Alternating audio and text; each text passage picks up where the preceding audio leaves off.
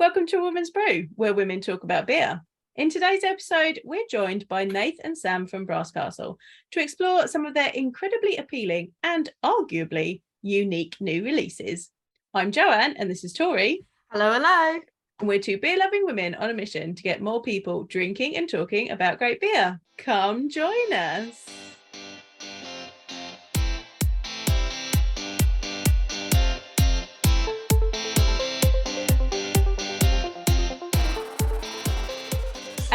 This is a fun evening we've had already. Tori's had some tech issues, but we are here.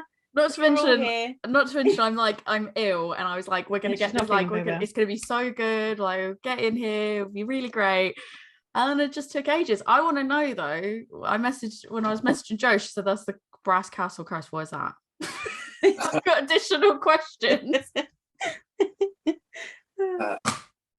So I think it's something I've invented, but like for the last few weeks, we've just had hell Wednesdays. So we've regaled already about cleaning out one of our fermentation vessels and getting covered in yeast and figs. So Piggy.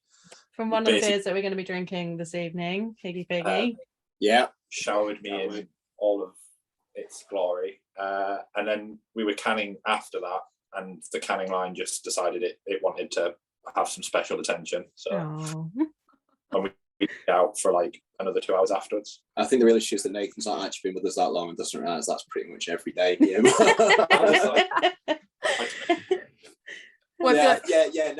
issue, he actually has a life, so likes to be out. Well, likes to attempt some sort of semblance of being out on time and normality, but that does not. You can't plan for that, can you? I feel like that's a perfect segue into introductions. Do you want to sort of say who you both are, what you do, which brewery you're from? So we are from, I believe, Brass Castle Brewery, based over in Malton, if I haven't gotten very confused. We're both brewers, and we are bolstered by a team of fantastic sales staff.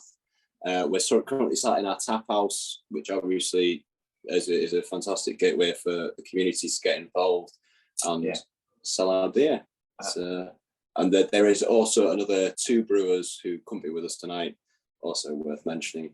Yeah, so that's Matt and Andy. They can't be with us, but Sam's doing himself short. He is our head brewer, so he is the wizard in chief.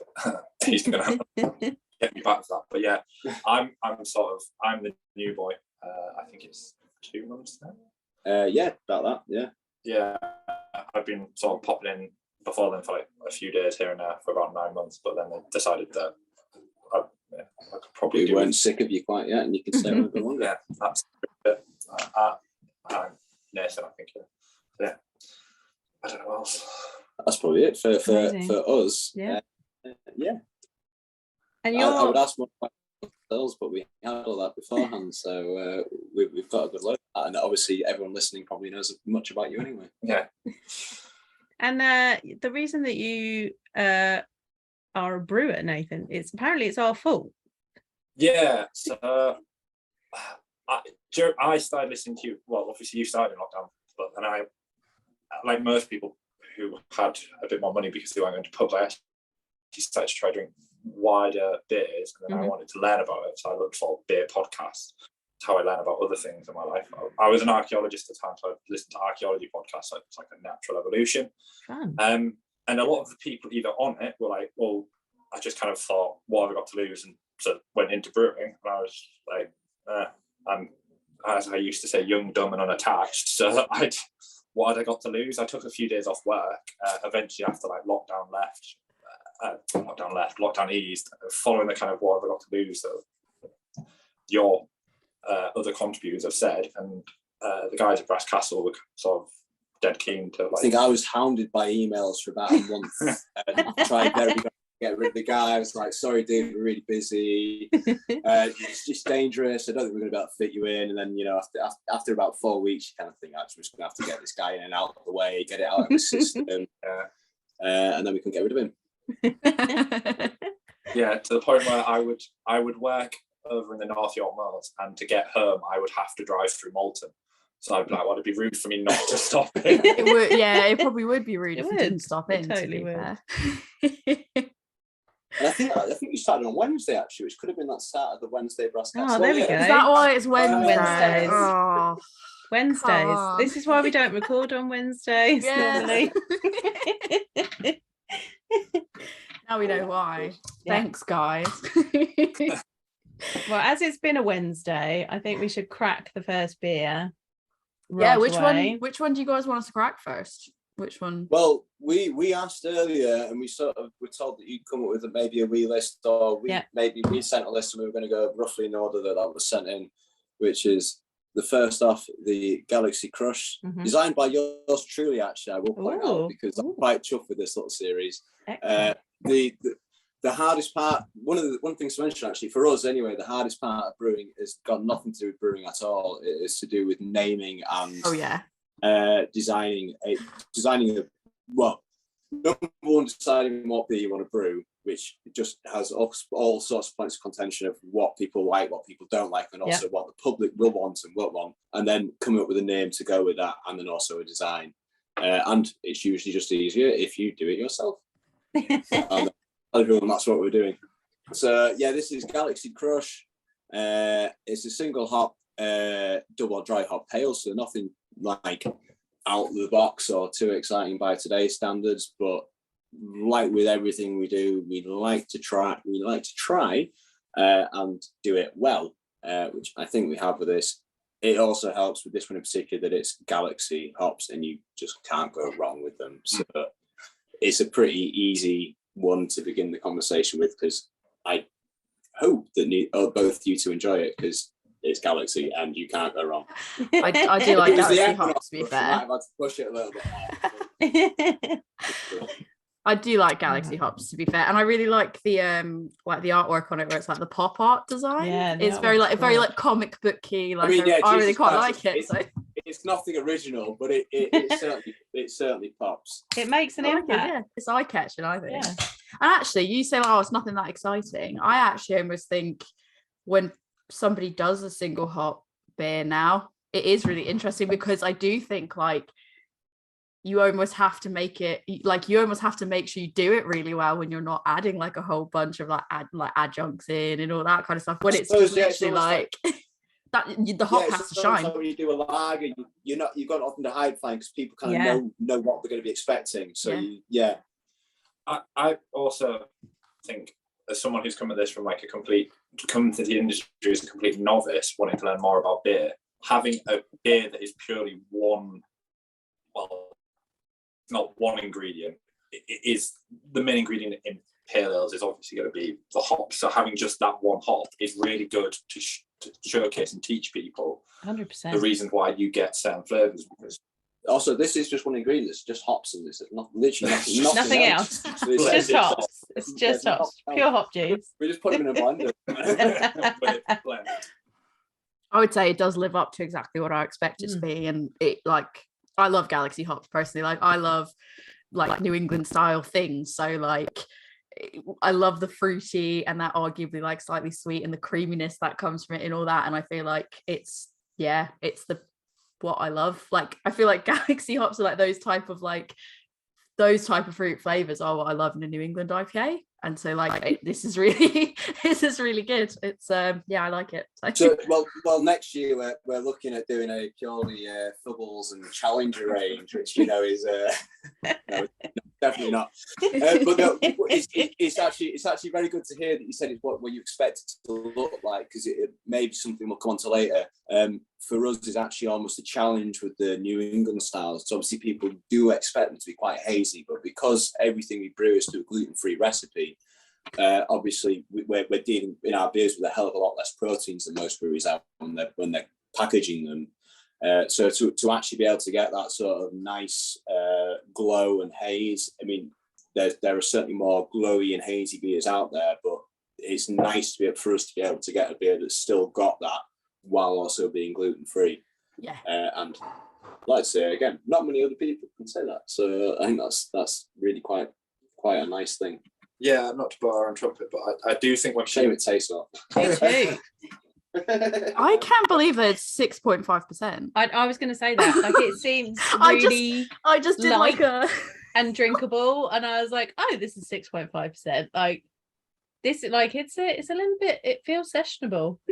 Yeah, because I was just about to say it's really sessionable, and like I squirreled. It's like, not I imperial, is turned the can around, and I went, "Oh, that's 6.5%." Wow, yeah, that's impressive.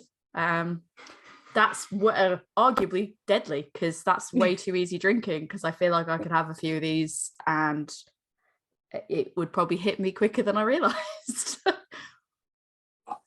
I hope we sent you down Disruptor, because it's been a few days. It's been a weekend. There you go. If you think this is easy drinking, wait till you crack open Disruptor, because I 7.4, isn't it? Yeah, but that is the current brew of it is I've ended up sideways because of it a few times. Just stayed for one too many in the tap and then gone, I need to catch the train, and not. Yeah, so wait for that. One of the other really nice things we do is we tend to keep a house yeast, which actually everything, bar the Kitsch, everything else we'll be drinking tonight is our house yeast, which is very characterful. It really helps with our gluten-free things. It's very good at dropping out. But the New England, obviously, we use the packaged yeast just because most of that flavour and that sort of really full fruitiness really comes from what sort of yeast you're using. And it's sort of a nice excuse for us to play with something else. I mean, we're really proud of our house yeast because not many other breweries do it, so it's really cool to do that. But it is also fun to be able to throw these other yeasts at it and get these really different flavour profiles from the yeast, and also that different sort of the whole biotransformation and everything being kept in suspension without the need to keep the proteins in there. I think it's also really quite a cool thing with this beer. Yeah. Maybe slightly boring, but also it gets me excited. No, not at all. I mean, I totally agree. Like, I know for like what was said before about how like the great thing about like single hop beers, for example, is it really lets you study all those elements of it. And I think like I definitely do that. I definitely use like single hop beers, or like if something's been brewed a certain way, like a certain yeast strain, something like that. I use something that I know is gonna be representing of something in particular that I know what I'm looking for, so I can use that as a studying method, exactly as you guys said earlier. So it's like I always think it's like really interesting to try a beer that's a single hop that uses a particular yeast strain, and then maybe try like another single hop that's using like a different yeast strain and be like, actually, has that changed that taste? Like that's what I find really interesting. I feel like yeast can be really underestimated and how it really in that case coming up, we do. I mean, it's obviously a different packaging and a different ABV, but we're literally on Thursday brewing Starlight, which is a beer we do generally once a year around Christmas time. Obviously, the name works quite well with the time of year. But that is a single hop Galaxy Pale, but that's using our house yeast. Yeah. We're not going to can it, so it's something early. So for you guys, it's probably a pointless conversation. But for anyone up north who has access to all the fantastic pubs that really stick by buying fantastic beer from the best breweries out there, who may possibly be serving Starlight, it'd be a good chance to really try that sort of side by side and see how a single hop Galaxy can work in both a 6.5% double dry hop New England Pale. Compared to a more traditional 4-point-something%, much lower ABV, I can't really remember, on cask. So same hop, but just utilised in a very different way. Yeah, that's so cool. Like that's when I've been teaching people about beer tasting online, the thing they always say to me is, I want to be able to differentiate the hops in my beer. The best way to do it is by trying the different single hop beers. Because then you're teaching yourself like this. So this is this hop. This is what it tastes like to me. So then you'll be able to find it in other ones. But then to go that step further, try it with different yeast. Try it on different dispense, like can, keg, cask. Like just see the magic that you guys can create depending on what ingredients go into it. Then how it's dispensed afterwards as well. It changes it completely. I mean, just for example, anyone who's lucky enough to live near our tap house in Malton, we have Bad Kitty on service in cask, keg, and on Nitro, which is only us and the Rook and Gaskell in York have it on at the moment. And I mean, again, it's probably more of a historical thing. Bad Kitty was one of the first beers that Phil brewed back in Pocklington. Nothing to do with us. Phil, fantastic, great beer. But on Nitro is just a whole other beast entirely. I mean, keg and can, I'll take it or leave it. It's okay. Yeah. Can, beautiful. Nitro is just another, and it's literally the exact same thing, just different. It's crazy how much difference it makes. I tend to find the nitro element of it. It's like, it's good when it's like a very particular, like I find like porters and stouts, the nitro element works really well, because I find that when we've done comparisons in the past of like the same beer where there's a nitro version and a non-nitro version, like the nitro, when it's not a stout, can almost like, or a porter, it can almost kind of like take away some elements of it, but it obviously brings that creaminess. But then when you have like the stout or a porter, just because of like already the mouthfeels you're getting from those usually typically, and the flavors you're going for, like velvety chocolate a lot of the times is what it's going for, that nitro really just like, oh, like you just cannot beat a really good just nitro porter, a stout, in my opinion. Sometimes it's just that beautiful velvety creaminess to it. It's just like, yes. So good. So what I'm hearing then is to, I don't know if who's breaking up, maybe, but what I'm saying is to really mess with your head is we actually need to do the pickle back on Nitro and see how Nitro, ale, pickle, sour goes. Oh my God. I'm already like, I'm not even gonna lie. I am already like, oh, I don't know about this one.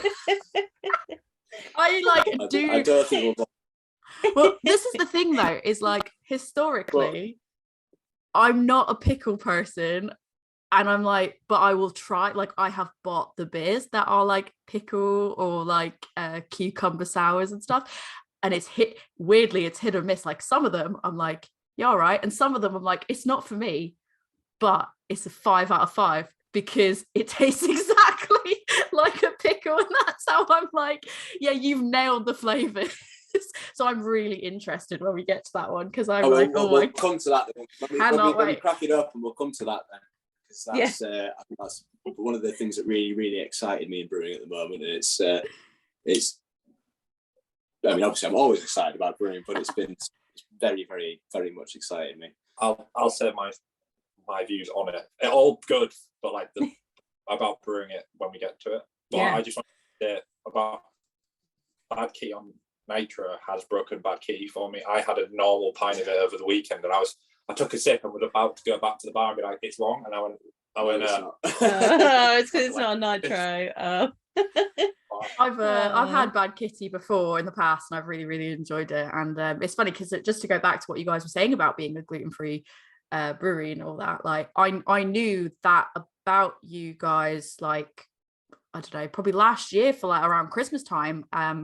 I was in my local bottle shop. It's like a coffee shop / bottle shop. They've got some tap lines in, and I was there and I was just talking to the owner, and someone had come in being like, yeah, I need to get beer for someone that's like got a gluten intolerance. And I was like, I know exactly the brewery. And he had like, I think he had Christmas Kitty at the time, and he had 1 or 2 other ones from you guys, and I was just like, you just said one of the other ones was Christmas Kitty, which you've literally just brewed 2 days ago, so it's coming for you again. But sorry, no, I was just saying, like, I knew that without a doubt I could say to them, like, yeah, if you want to put in an online, I think I said to like quite a few people that asked about it, if you want to get an order for somebody that has a gluten intolerance, the best brewery that you can go to is Brass Castle. And I was like literally like, and you guys obviously, I think you were doing online orders at this time anyways. As I said, it was about a year ago, and I was like, go on their website, and I was like, if not, go to like online independent bottle shops, like you can find them, like,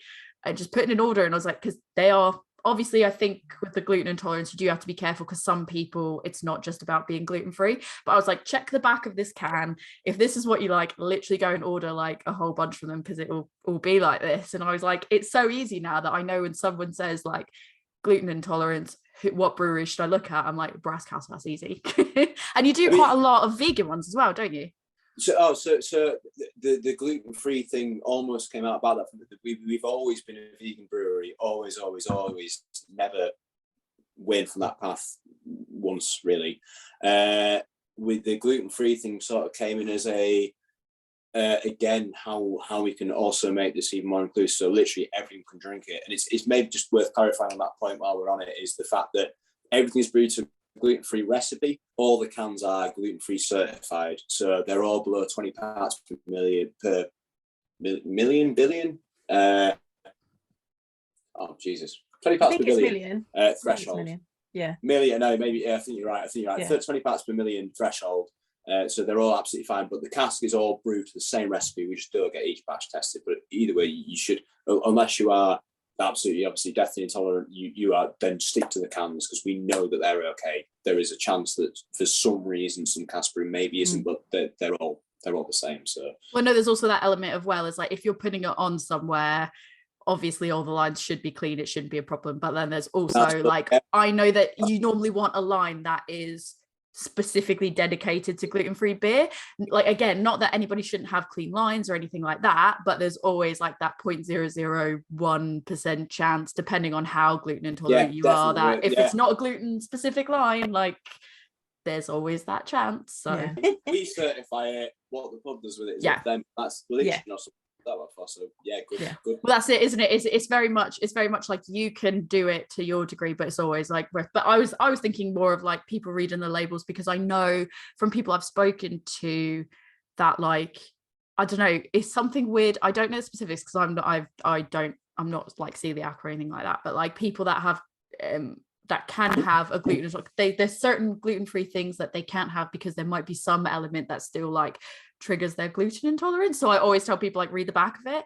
But so far, like, I've sent so many people to you guys to be like, good gluten-free beer, go look at Brass Castle. Because I also found that from the beers I've had from you, it doesn't compromise any flavors whatsoever. We like to hope so. Yeah, literally the only thing we do find is that there's a slight sort of sacrifice of head retention, which we're fine with if it means that everyone can drink it. It doesn't affect the flavour. It does mean that some of our dry, like New England styles, are a little bit clearer than they could be, but as you can see, really not that much of an impact. The head retention is the one noticeable thing, but we're fine with that if it means people can drink it. Which again is quite a nice thing, because a few of us here are vegans, so the vegan thing obviously makes a lot of sense from an ethical point of view for us, but the gluten-free thing is purely from if we can do this, then why would we not? Because it just means that more people can drink the beer, which is, and again, luckily a lot of other pubs are offering that gluten-free line, and a lot of other breweries are offering that gluten-free option, but why not do it across the whole range? I know that having served now behind the bars at festivals, a lot of people are surprised when we can say, our entire range is gluten-free, because usually there's like one line across maybe a couple of bars, or they have to go to the cider bar. So to give them, so Indie Man, we had 3 lines on. So 3 lines for somebody who wants to be gluten-free for their entire festival because they have to be, is I think pretty good. So it's nice to be inclusive in that way. But I think as Phil our owner says, it's just lazy not to be. It's just a shame our beer isn't better, but we it is, like, honestly, it is really impressive, because again, also having worked behind a bar at a festival, and people come up and you go, do you have a gluten-free beer? And I've been fortunate enough to work, like, for the majority, we've always usually had, like, the people that I've worked for have always, the majority, had like at least one, because they've thought of that.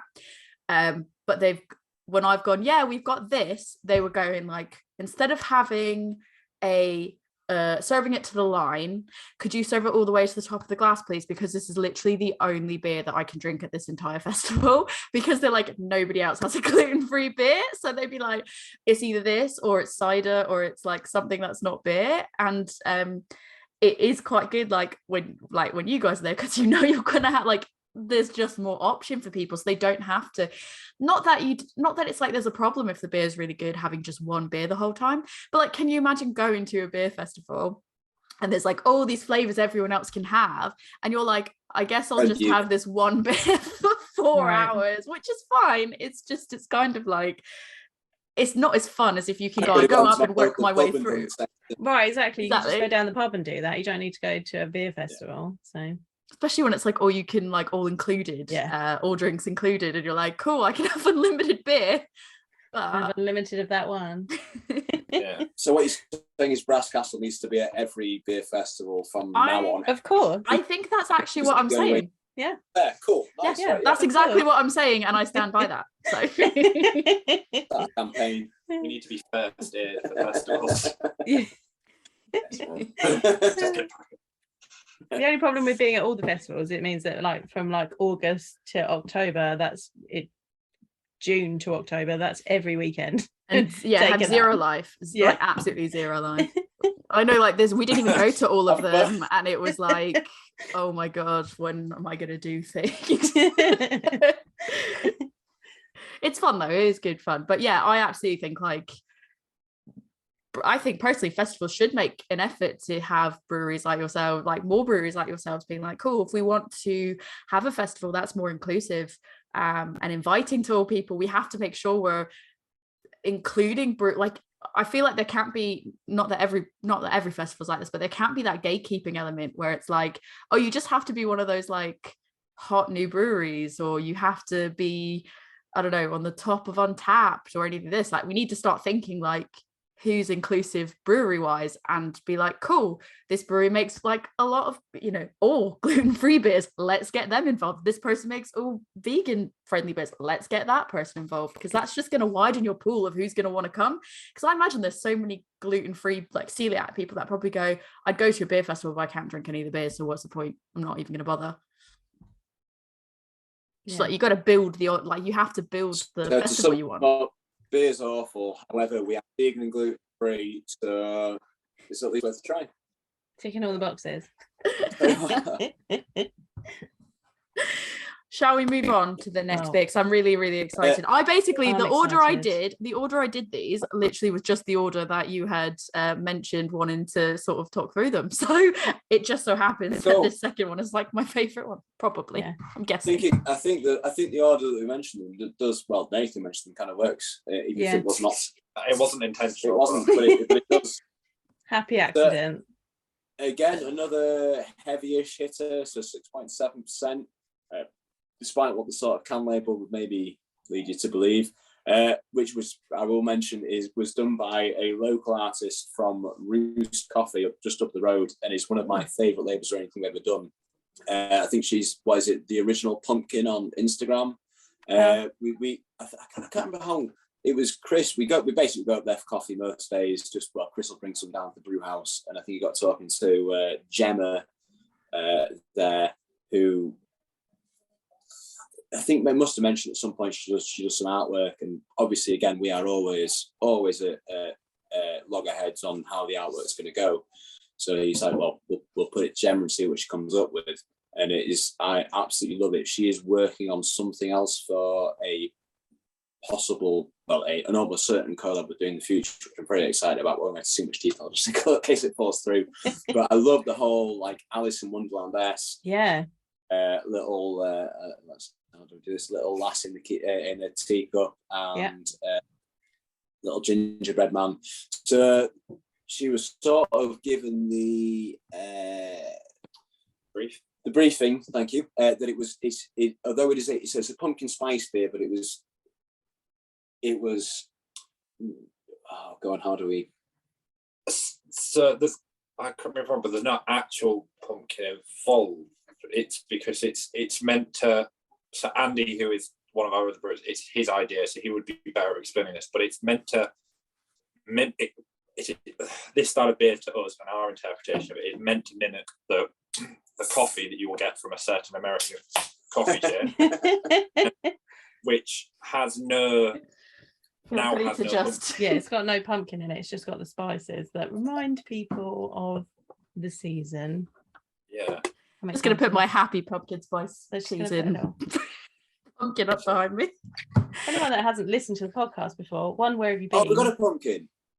Yeah, let's just. I have two proper carved pumpkins, but this is just my neon pumpkin that I got because I basically went into I don't know, insert big supermarket chain here to get Halloween candy, and I made the mistake of going down like the Halloween section, and I was like, and I'll have you, and I'll have you. Girl, that wasn't a mistake. You did that on purpose. I know. And then I came home and I said to my husband, like, please don't look in the bag of everything I bought. This is not. I was like, please don't judge me. I was like, this one had neon. You know, I'm a sucker for neon. So. Nice. And thank you guys because you guys sent me the pump clip, and I'm like, I really love the artwork. Like, so this artwork to me, absolutely love it. How proud we are of the artwork.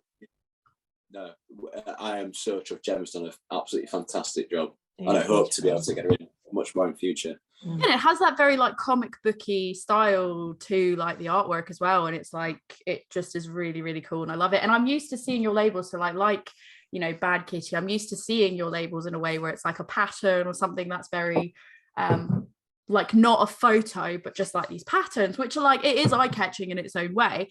But when I opened up this, I was like, oh my god, that is like just amazing looking. It just looks so pretty.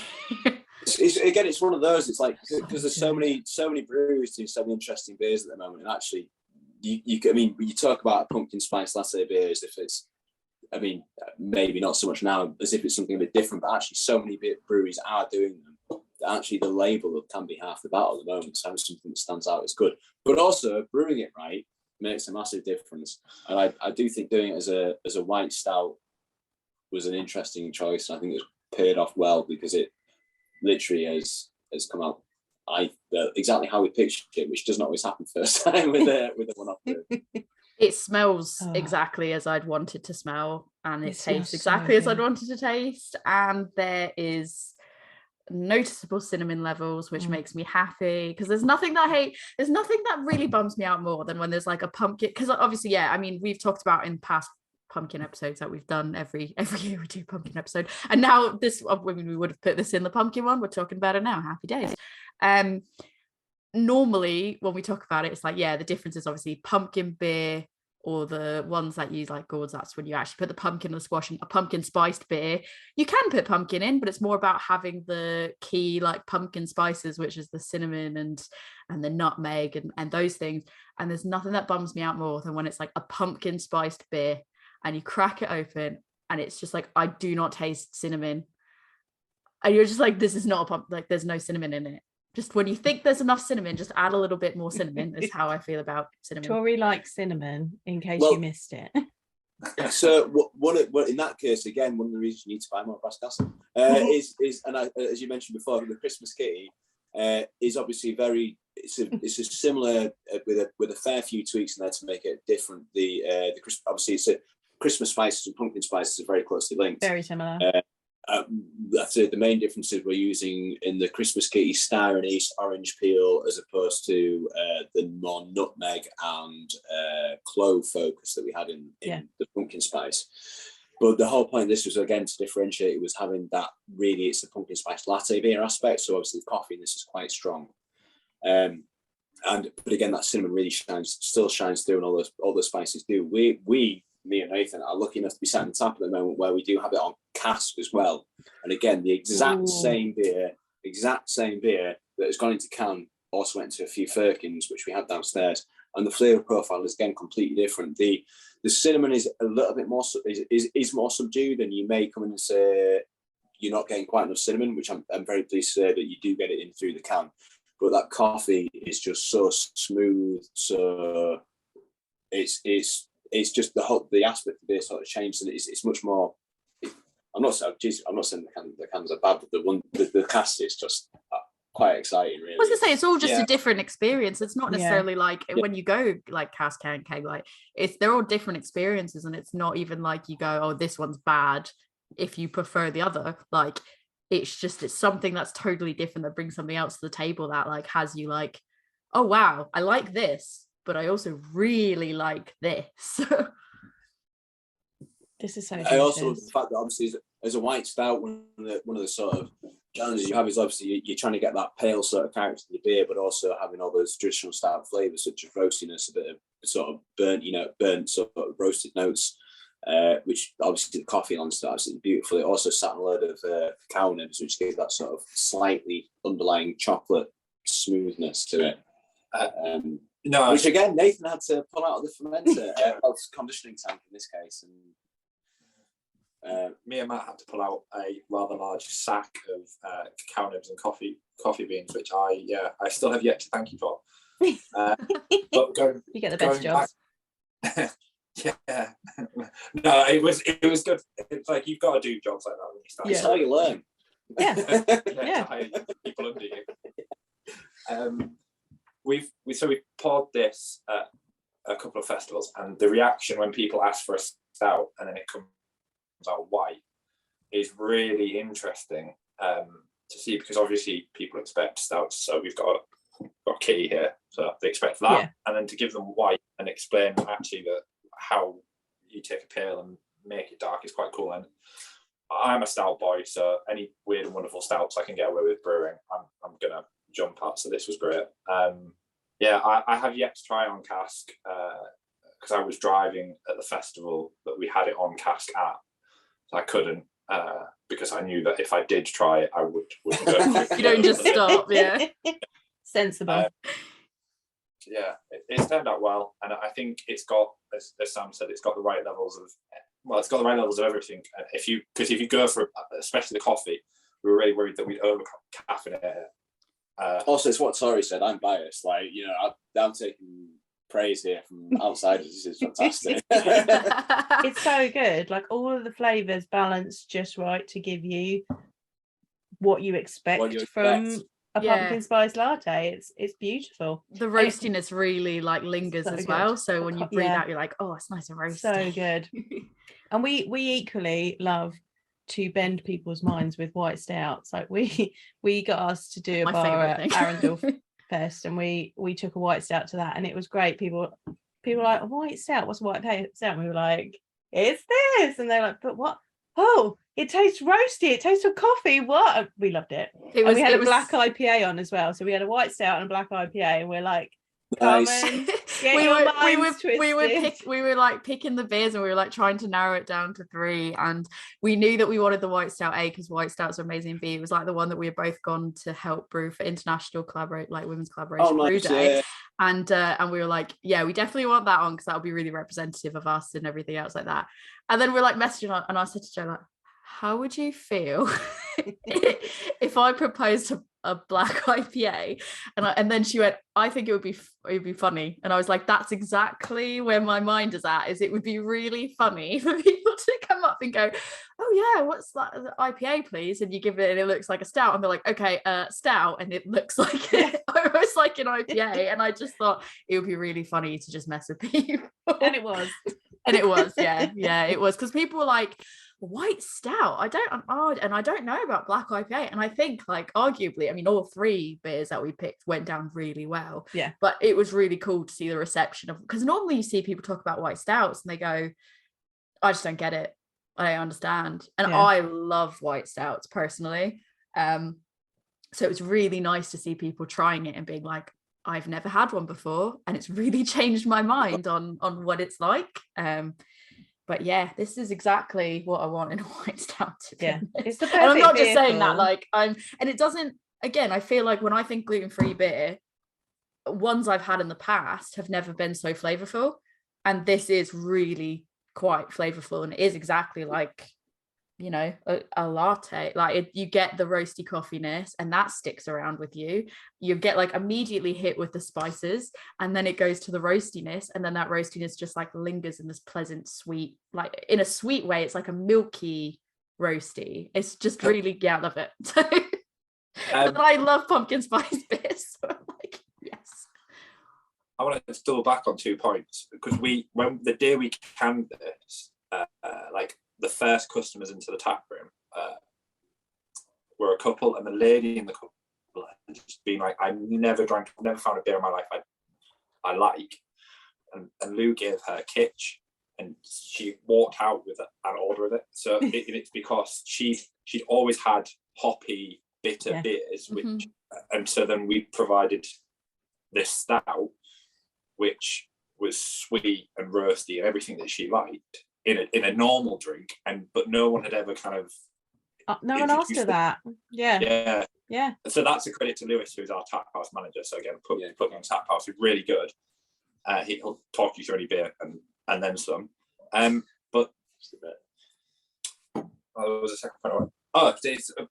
Sorry, double back to you. How like most gluten-free beers from other breweries are a pale ale. I'll drink a pale ale, but I've just admitted I really like stouts. So it is, again, going back to blowing our own trumpet, like if you turned up to a festival and everyone had a gluten-free line on, I would bet money that it would be a pale ale. It'd be about 4.2% pale ale, and it all tastes about the same. And by the third pint, you'd be like, well, I might as well just stay at this bar and drink this pint. Whereas I'm not that I want other breweries to go more gluten-free, but can you step up your game? Is basically what I'm saying. So that more people can get access better beer more frequently. Because I'd love Brass Castle to be everywhere. I'd love to be able to go everywhere with it.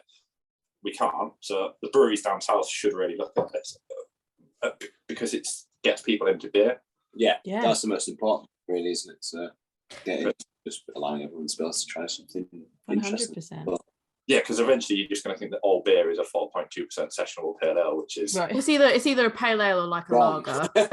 It's a pale ale or a lager typically, and then it's kind of you're like, oh okay, but like it's not even. It's just like it's normally like a I don't know, just bog standard like Pilsner or something like that. It's not even like it's a black lager or it's never like the kind of lager like what you see Braybrook doing with lagers, for example, when they're like there's the black lager and then we're doing the smoked lager and then we're doing this. It's not like it's even gluten-free lagers where it's like something different to what other people are doing typically, or like same thing with pale ales. It's always usually I tend to find that the pale ales tend to be like New England pale ales or like the fruitier ones. You're right, there's not too much variety in it, so it would be I think that's brilliant to be like, people should step their game up and try to make more interesting creative gluten-free beers so that people can try something a bit different without feeling like you're right, ultimately if it's going to all be similar at every single bar, why move around? And also, if you're recording now, onto the point of the colours of beers messing with people's heads, just so we have to do it, if you say it on the podcast, the peanut butter and jam, dark, kettle sour. Dark sour. Would be a dark kettle sour with peanut butter and jam. Would be cool. So I mean, I love kettle sours. I love kettle sours. I love peanut butter and jelly. We were talking about this before you came on because I told them about our peanut butter and jelly porter, and they were like, peanut butter and jelly sour, but make it dark. And I was like, yes, I will buy that. Yeah. And I love kettle sours as well. I tend to find that when it's a kettle, I like all sours, but I tend to find like some of my more favorite ones are like kettle sours as well. So I'm very much like in support of that. I would rally around that. I love a good like barrel aged Brett, which you tend to see darker and obviously for many reasons, but like a kettle sours are always usually quite light, thin, again, which makes sense, but just doing a dark one with peanut butter and jam, right? So good. Yeah, you could do anything with peanut butter, and then I'll do it. But I just thought it would be quite funny to like. I thought it'd be quite funny just to just keep mucking with people's heads, which I think is something we like to do. Yeah, as we'll find out there. With a certain pickle. And I was going to say, and I feel like pretty much I'm guaranteed to buy it if it's pumpkin spiced or it's got like peanut butter in it. Yeah. If it's like actually really peanut butter. Oh, like especially like peanut butter cup wise, I'm like, okay, I'll have some of that. I love peanut butter as well. So I'm like, absolutely yes. So at least 2 cans sold right there. Yeah, exactly. 100%. Already. I'm like, just no self-control with that. The name Kitsch, like where did that name come from for this beer? Again, it's usually because the brewers will come up with some sort of idea of a beer and a name that we're usually not allowed to use in the end. How did Kitsch come about?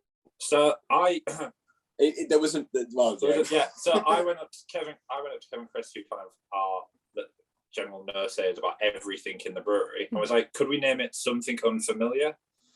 Because and the reason I came up with was it's a stout, it's a white stout, so it's unfamiliar, and a familiar is a witch's like animal, and our core stout or our core porter is a cat. So I was like, it's therefore something unfamiliar. And they were like, oh, it's not. It's a really hard sell. And then, but they like, because the term kitsch is kind of something that's in vogue but horrible. Yeah. So a pumpkin beer, an actual pumpkin beer, is horrible, and then a PSL is sort of, at this time of year, everybody goes crazy for it. Yeah. But it kind of gets mocked by like coffee people, so it kind of rolled into one, and they went kitsch. Sort of has that same, the word kitsch in alongside something unfamiliar has the same sort of weird resonance that it's taking the piss out of itself, if I can say that. You know, we are, with the name, we realise it's a divisive beer and a divisive style of drink, so to call it that, we're kind of going, yeah, we know, but you're still going to drink it. And it's also, it's one of those names that sort of is in itself is a little bit weird, like the spelling is odd, the way you say it is odd, and the beer is like, it's, again, it would have been something that Kate, that was thrown about in the conversation, we couldn't agree on what to call a beer, that then just suddenly stuck and actually really, really works. I like how you swam before I did. I'm just gonna say, like, I'm still team pumpkin beer, but it's got to be like, it has to be like, I feel like if you just throw pumpkin in it, yeah, okay, fine, like I'll get that. Like, I get how that's not a big hit, because I feel like pumpkin, really, like squash, they don't really have particular like flavor. Like, there's no like bold like flavor there. It's what you put with it. It's like brown sugar or cinnamon or like something sweet to kind of bring out some of those like more earthy notes. And yeah, like I think pumpkin on its own can be a bit earthy, but I'll still back a really well made pumpkin beer. And I will again, I've nothing against throwing something a bit unusual in a beer and it coming out fantastic. For us, it is more the fact that Phil, our founder, who is a fantastic brewer, has made some fantastic beers, is dead against them, and we I know, I'm surprised you got this out. Most people, you go, will you make a pumpkin spice beer? And they're like, they're like literally be like, can you make a pumpkin spice beer? And then you say the word pumpkin and they're like, get in the bin. Nope. Like, it's not happening. Nope.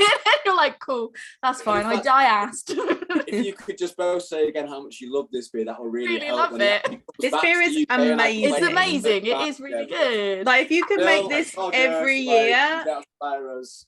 if you make it every year, we'll buy it. I would other genuinely breweries that make theirs every year. That I buy every year. Every year I buy it. I buy Vault City's pumpkin every year. The coffee pumpkin one. Elusives. Elusive. I buy every single year, and I would say S43s.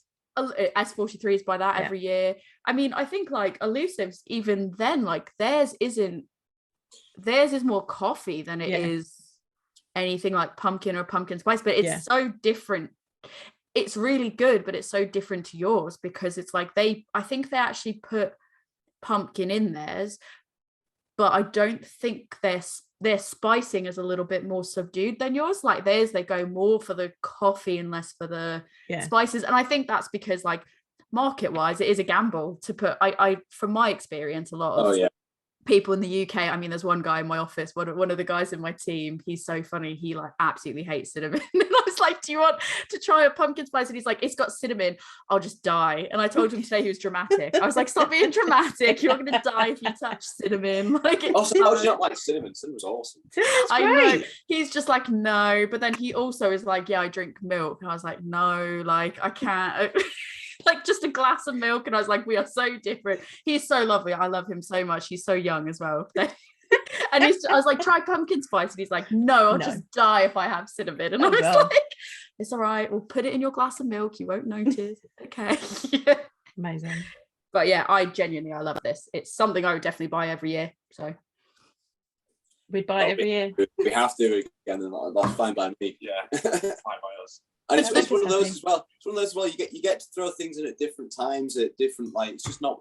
It's fun for us to brew, because it's just something a little bit bit different where you're having to engage your brain. But obviously, when you're used to brewing, you got the same things going at the same time. Like it's something that's nice and interesting, and we get to go to something interesting, and so it's cool. And we get to go speak to local roasters up the road and get a coffee. So that's not so nice. That's good. Have you guys brewed a pumpkin spice one before? Did you say? Is this like literally the first one that you've brewed full stop? Yeah, literally. We've obviously obviously you used cinnamon in it before, but yeah, with Christmas Kitty we sort of honed down the general sort of ratios of spices that you want. What will, I mean, some iterations of Christmas Kitty we've done that we've definitely overdone it with certain. I mean, clove and nutmeg spices that are literally minute changes in the weights will completely change the beer. Yeah. So we've thrown that down quite well. So we've done well with that, but obviously we wanted to change how those ratios work in the beer anyway. So, and we've done coffee beers before in the past, straight coffee beers. So we've got a good idea what we're doing with that. But we definitely mixed things up a fair bit with this, and it was actually quite interesting at points. But some of us come to this in a chefing background, where we know very, very, very quickly and well where to spot and how to fix mistakes in the recipe very early on, which is good. It's hanging up with a good end product rather than something that you've tried and failed quite miserably at, which we generally don't do. So yeah. When it comes to brewing, do you guys go straight into like, do you do like test batches, or do you go like full or like all in and you just go like, I'm gonna put faith behind the recipe I've done and just go with it? I think the key to greatness is confidence. So if you're going to go, I 100% would agree with that. Actually, my motto is like fake it till you make it, and it'll eventually be fine. It's cool. Obviously, it doesn't always pay off well, and then you have to very, very quickly be able to turn around and say, right, this isn't right. How do we fix it? Or and again, something we generally don't have, as a rule, do not have to do, or if we have had a very occasion in the past beers go wrong that we had to ditch because we've gone hard and missed the goal completely, but that is literally far and very, very, very far and few between. I think it's just a bit of experience and a bit of happy-go-lucky sort of. Well, it's getting it right. It's just having a good idea generally how things work and just going for it. It's always going for it. It is having the experience of, like, as you said, three different beers, or beers that have had three different components that have then made this beer. It's not like we've just made pale ales all our entire career and then gone, let's make a PSL, and then, oh god, we're now making a stout. We've kind of got a ballpark idea where if you could splice Bad Kitty, Christmas Kitty, I can't think what Black Russian. Yeah, together we'd end up close to where we were. So it's our experience, I think, in the team. And also probably helps with the different backgrounds we've got in. So Matt's come from a hot brain background, I come in from a chefing background, Andy again chefing, Nathan from just a genuine sort of real sheer enthusiasm point of view. Generally means that team cheerleader. And Phil from a purely technical brewing point of view, he's learned with some great brewers and has brought all sorts to the team. So like literally when everyone gets together and thinks about something, then it's very easily it just kind of makes sense. Yeah, it would be nice to like occasionally make something on a small batch so you could go with that like fenugreek wheat. But it's almost like, probably on some element of it, it's like if you have taken a massive risk in doing something and it turns out like exactly as you wanted it, that's got to be like some level of like, I can't believe I just did that. And like an accomplishment of like, pat yourself on the back because you didn't even test it. Yeah, like you just went straight in and you're like, nice. Like that's got to be some element that's really rewarding. I mean, literally talking about Kitsch, like we obviously taste it from fermented, you taste it from CT, you taste from different points of brewing process. Like, yes, this is working, this isn't working. Right, cool. We've got it to the point we think we might have to package it now, but we know a month down the way, it's going to taste completely different when it comes out of ample. It's going to taste completely different once it's been carbonated. And I think that's the biggest trick, is knowing how it tastes before it's packaged, and then thinking how that's actually going to come out in the end products. It really is very, very different than that. Yeah, and Pickleback again is a good example of that. How it sort of changed. It changed the taste. taste profile of it went through so many different lifestyles. It was nothing we did, but I think it was the dill. It is things we did. Yeah, we didn't realize we did it. We went to dial it down a bit and then chucked something down and blew it up. It was just having not done a dill pickle gose before. I think we we were didn't talking realise. that for a while. Yeah. So we'll hold off on that. Yeah. Should we try Piggy Figgy just to get the ball rolling again? Yeah, absolutely. Before we talk about pickleback until while I'm pouring this, I've got two last questions on the Kitsch. Like, let's go. So first question is, would you ever consider like barrel aging that? Ooh. I mean, in that, yes, definitely. We do also have a couple of kegs tucked to one side that are currently nitrogenating, so we're going to have some nitro pours of that in the tap. Oh, come on. Again, that is like, Look, we're gonna have to go. We're just going to go visit. I know. But yeah, barrel aging for us has always been something we've liked to dabble with, and we've never really been able to play with fully. So again, if we do it next year or maybe even the year after, hopefully we might have a bit more scope for that. But at the moment, it's a nice thought, but I can't see it ever happening. But it would be cool as hell. I'm just thinking like it would be really interesting because you don't see that many barrel aged white stouts, and I just think it'd be interesting. But second question, did you always know you wanted that to be a white stout? Were there any other iterations of it that you're like, we could do this?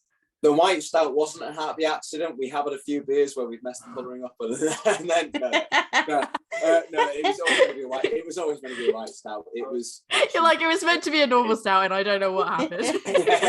Like, we told Nathan to fill the hopper. He missed a few things. It was a bit embarrassing. No, it was a conversation with Chris, who one of our sales guys, and we were going to be doing it anyway, and then just sort of last minute he just said, what about doing it as a white stout, because it works with that sort of it makes sense with the sweet beer and the roastiness. Anyway. So it was a very last minute thing, but it wasn't in this case it was definitely intentional. So I was excited for it to be a white stout, because am I right in thinking the white stout you talked about taking to a festival was with Heist? Yes, yeah, the espresso martini. It was we poured that at a festival called Beertown, and I didn't realize it was a white stout, like, because I didn't properly see the pump, and I was like, oh my god, it's a white stout, yes.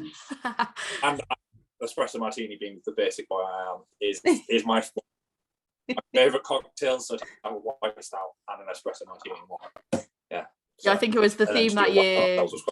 The theme that year was celebrations, I think, and we were like, what do you want to celebrate with? A cocktail. What cocktail do we want to do? And we were just like, because we also did Lost Industries, so we're like, we'll do a daiquiri with Lost Industries, and we'll do espresso martini with Heist, and it was a double brew day, and it was a very long, tiring day. You got the same day. Oh, yeah, cool. we brewed. So we started at Lost Industry first. It's like 7 a.m, and then at lunchtime we went to Heist and we brewed at Heist. And then you got to have a drink, and I had to wait because I was then doing a tasting class. I had to do I had to be camera person. You did, yeah. She was in charge. I was like, right, I need you to be sober enough to take pictures of me, please. I did it. I took lots and lots of photos. But yeah, that was quite blurry, but you know. No, it was like I was really amped to be able to be part of making a white stout like that. It was really cool.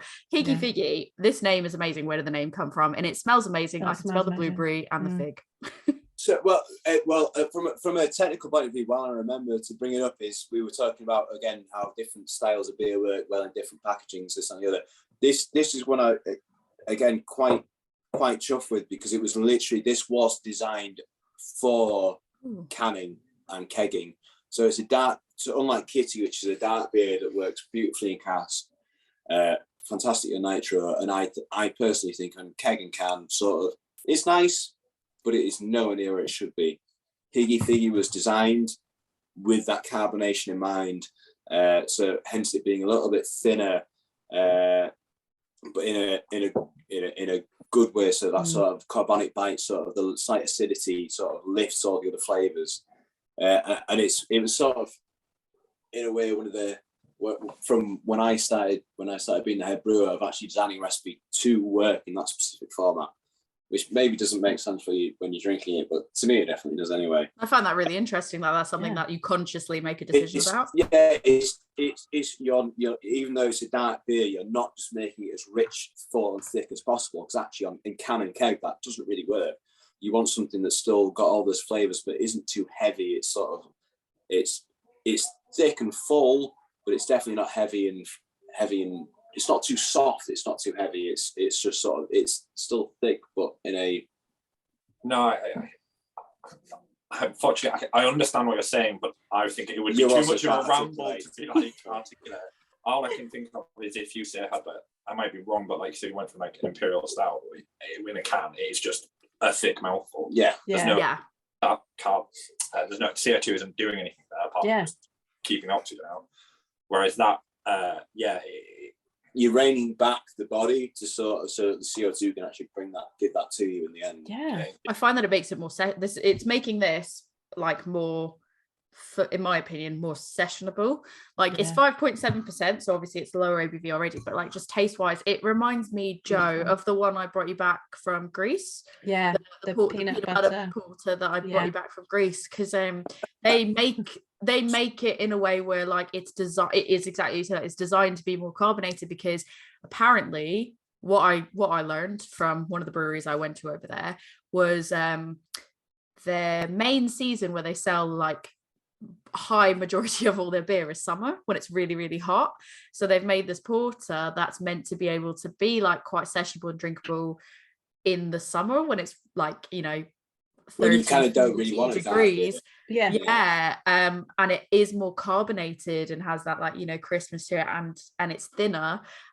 And actually, I think that almost can be easier to drink, especially in a 440ml can, than when you have a thick boy like syrupy imperial stout, which can taste really good, but almost it can become too rich. Some of them can become too rich if you've got like 440ml of it. Whereas like I think this is mouthfeel wise, it has like that thin enough mouthfeel, and the taste to it is something that you can drink 440ml of and not be like, oh, it's too much, it's too rich, it's too sweet, it's too this. Like it is very well balanced. Please can we preach that not all dark beers need to be 14% syrupy boys? Like I will drink a dark beer all year long, and I don't always want like a massive thick beer. Sometimes I want exactly this. That is Piggy Figgy, because it's packed with flavor, it's got those lovely dark notes to it, but it's not heavy, and I can sit and drink it and it's beautiful. Like not all dark beer needs to be thick. It can be I won't feel massively full. Beautiful. I won't feel massively full by the end of it. It's not like it's only like that's it, I'm just having that one, that's it, I'm done. Like this is gorgeous. And there's kind of I feel like sometimes there's this belief that stouts can only be good if they're thick, they can only be full of flavor if they're thick, and that's not true. Like dark beers can, like this is a beautifully crafted dark beer, and it's not hugely thick and high ABV. It's beautiful, and people need to embrace these a bit more, I think. Off my soapbox. Yeah, I would agree. One of my favourite summer beers when it was commercially available was Dublin Porter by Guinness. When you could get that on keg, and you also, again, messing with people's heads, you look like you're having a pint of Guinness in one of like 30-degree heat, and people are like, that man is not right. But it's really light. I like dark beers, so being able to have that and not feel like I've had having an actual Guinness and then having to go, now I need to go find shade and an ice cream. Like I've just eaten a meal. Is having a stout that is actually available for the time of year, rather than we've just got Guinness on and it's 34 degrees outside. So in that case, maybe we're doing this wrong, because literally Higgy Figgy, it's like figs and blueberries, which are sort of autumnal. The name makes me think of like I looked at the label is absolutely gorgeous. It's got like the foxes on it. I've got, my dog looks like a fox, and she's come parading in the room, and I didn't say anything. She's coming, and then Rick shut the door, so I can't let her back out now, and she's literally at my feet now being like, give me cuddles. So I'm trying to keep her happy and quiet, but she looks like a little fox, and that's why I especially love the label. But the label is really like, it's just a really lovely piece of artwork, and reading the name Higgy Figgy, I don't know why, I think maybe it makes me think of figgy pudding. So there's like that, and the flavors, I'm like, I want this to be a Christmas beer. Like, I want this to be like what I have in my, beer advent calendar when I make my own. Like, the nice thing level. that the label was also designed by Julie Dodsworth as well, who actually just came back, swung by the other day just to pick up some cans, which was nice. And I always see her designs as being quite autumnal, but she does actually do a really nice sort of summer selection as well. So just to make Kev's job even harder, why did we bring out like a seasonal varietals of it? Yeah, different fruits. They love that. Yeah. Yeah. God, yeah, summer fruits. So do we think? I mean, strawberry, I would say might struggle, but like raspberry. Raspberry. Or even gooseberry. Yeah. Gooseberry. Yeah, that's so. Yeah. Gooseberry. I feel like I love when gooseberry is used because it's so like delicate, and when you have it in the right way, it's just like chef's kiss. Like, it's just so good when it's used in such a way that you can taste it. But there's the complexity where there's like other flavors as well, but you can still get the gooseberry. Like, I love beers that can do that level of like depth of taste.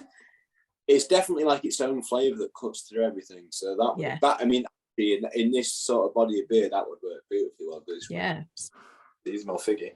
There we go. All right. And we've just made our job. The aroma of this as well is like so interesting, because I really get the blueberry and I really get the figgy. There's almost sort of like for me anyways, there's almost like a floral element of it, and I think that is like the really fig, blueberry and almond together, that it's almost like it's coming through in almost like a floral way, and it kind of, that in itself kind of messes with your head, because then when you take a sip of it, it's like almost not, it's not aligning in that way of like floral. I'm like, oh, I'd think of it in one way, but you totally get the flavors that it says on the can as well. And like, you just think, oh, that floral came out of nowhere, but it's just really interesting to see them mix the smells together, making that smell.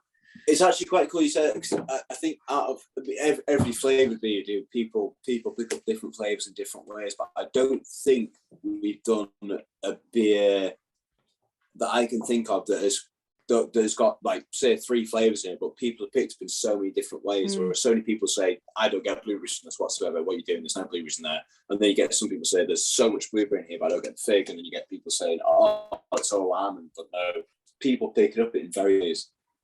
You might not have come across it so much in your little 6 months of being here, 3. It's the first time. It is one of the Brass Castle beers I remember from before my time at Brass Castle. Like, I got it from my mother because it's the artwork alone, she loved it. But I can't remember trying it myself. But I get what you mean, that there were different flavors from different things. Like, I'd come through at different times. Sorry. So I'll have to keep an ear out to see what people think, especially around the Christmas table when I crack it out. Now, I was saying that we're very dog friendly, and to the extent where we brought out a dog tap house dog named beer series, and that has now evolved into the music series. Mainly because a pump clip covered in dog bones, dog sheds, and dog heads, named after the locals' dogs, which are lovely dogs, but with the names like Otis and Mavis, really, which for the record, us as brewers, so we never want to see out there, aren't really the coolest thing going.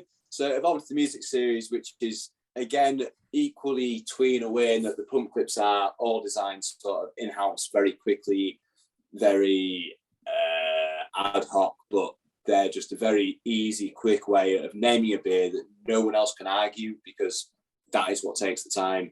Very quick label design, because again, that is what takes the time just to be able to get out there. But it has also some cool stuff, like you said, the duality thing is literally almost a reverse bloodshed, because we have that Slipknot element which allows you to sort of do that. The Slipknot fans will get it, but it's also not going to offend anyone who's just drinking it as an outside. Yeah, I think that's the key. Obviously, it doesn't look like dripping blood too much.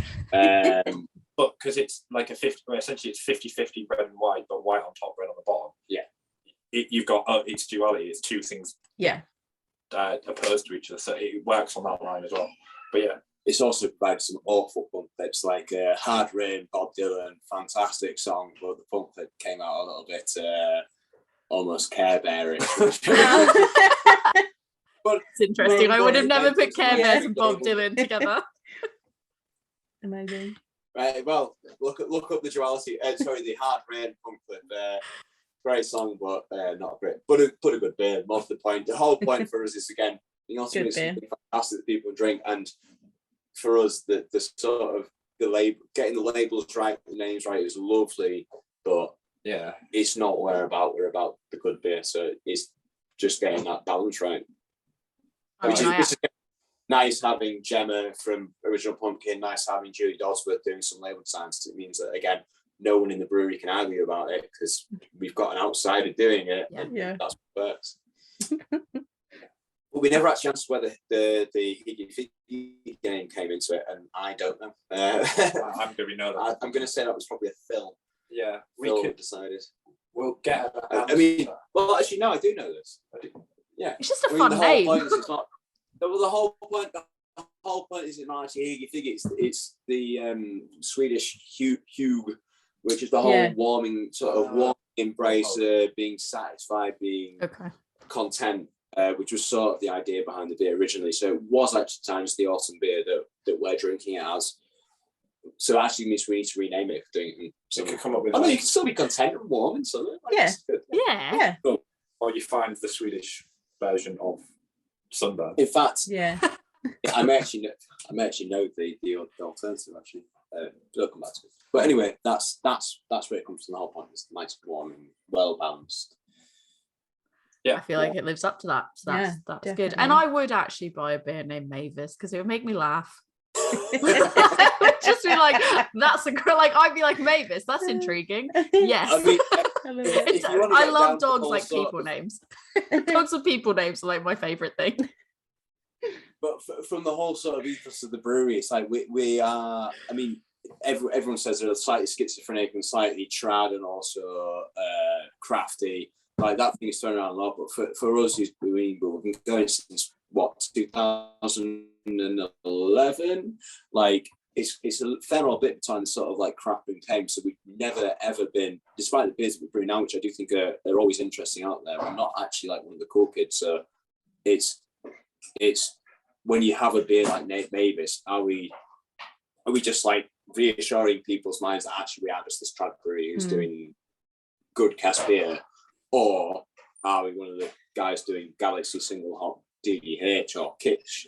So it's for us, it's almost like it can have other effects, but it's all good fun. I mean, as long as it's good and we get a beer out there with a label on it, it's kind of. But it really is sort of one of the battles that I think a lot of breweries who've been going for a bit longer do face, that they sit on the fence of being a good trad and a modern brewery. I don't personally have I don't see why a brewery has to go down either road. Either road. 100%. I was going to say that. Like, I don't feel like there should be a push to be like, you either have to be trad or craft. Like, why can't trad styles also be craft? Because I feel like there are some breweries that like do trad styles, but then they do something like really interesting with that trad style and like change it and make it different. So we can mess with the sales team again. So we used to do Tail Gunner, which is a rye bitter, which at the time sold really quite well in a strange way because there wasn't anything more interesting out there too much. Whereas now, or at least 4 years ago, was a rye bitter. So the trad drinks want to drink it because it's a rye bitter. Who wants that? And cool kids don't want to drink it because it's a bitter. Whereas now, rye bitter is both like so like you got wheat beer kind of conversations. And bitters are coming back. Well, so people drinking bitters. Yeah. Right, cool. We're doing Matt Hall, we are brewing Tail Gunner again. But you've got so many breweries that I do think like do really excel at doing, I think again, like when I wouldn't argue, I can see your point of view about how the name Mavis might not spark like young, trendy ideas, I guess. Is it not hipster enough? It's not. Actually, I think that probably would be quite hipster. It's very hipster. But I can understand how that might like stir up images of something a bit more like classic or older traditional. And I think like when you say cask, for some people it does that same thing. But I think it's almost come back around, and people are like more willing to try, especially interesting things off cask. Retro's so many breweries. Yeah, there's so many breweries. I think like I will say like one near me, Elusive. Like Elusive do really interesting. They can do really interesting things with traditional styles. They can also just make a really fucking good traditional style beer, and they can make some really interesting like creative things that are not traditional at all, and they kill West Coast black IPAs, like all those. Yeah. Well, you've got more beer down by you guys as well. Who are fantastic brewery, not a name from you guys, who again do a good range of traditional stuff and really quite interesting stuff. And also, I just had their smoked beer last weekend, to be fair, and their smoked beer was very good. Very good. Fantastic beer. They were. I went to Bristol to Hoptoberfest, and I had their Hefeweizen and their smoked lager, and it was like they were both great, and the people working it were really great as well. So like, definitely recommend. Well, I could do a smoked lager, but we can't. Cool. We'd buy a smoked lager if you made it. So yeah, I love smoked beers in general. I think smoked lagers are fantastic. I would say the smoked Marzen. Who is it that does the smoked Marzen? Glenkeller. Yeah, Glenkeller. Like that is one of my favorite beers of all time. Full stop. And the barbecue Helles from Braybrook. So I'm good. Like, oh my god, their barbecue Helles was like, oh yeah, they've been doing it for a couple of years now. Yeah, they release it every so often. Helles. Their barbecue Helles is like, it's based on the Schlenkeller Helles. Yeah. So they use like a portion of the smoked malt in the main Helles thing. It's beautiful. Yeah, try and find that. Cool. It's good. That's what to look out for. Right. play with smoky thing. Yeah, I think smoked beers are underrated personally, but I can also see how, like, again, if you're not, like that's a gamble. That is a gamble making a smoked beer, because there are a lot of people that are very turned off by that, and they won't even give it a try, even if it's something that, like the white stout, or a black IPA. They just, the idea of it in their head is like, that's wrong. I don't, even though smoked beers are like really like really not good. New, it's that thing of like, I think someone hears smoked beer and they go, I don't like that. That's too weird, that's a step too far for me, don't want to try it. And it's something that they might try and be like, that's actually really amazing. So it's a gamble, because you could make it and you could have people hear what it is and go, absolutely not, don't even want to try it, don't even want to like risk giving it a go. But like, I imagine a smoked lager like on cask would be like just really interesting. That's all I'm gonna say. That's pushing even for me, but I'd give it a go. I mean, I think the thing that I think of when I think of Brass Castle is flavours. Like the beers I've had from you guys are just, they're always like on point for the flavours. And I was saying before we came on that we've used your beers on the podcast before. And we had the pizza gose on, and we were a bit apprehensive. We were like, pizza and a beer, that's a bit weird.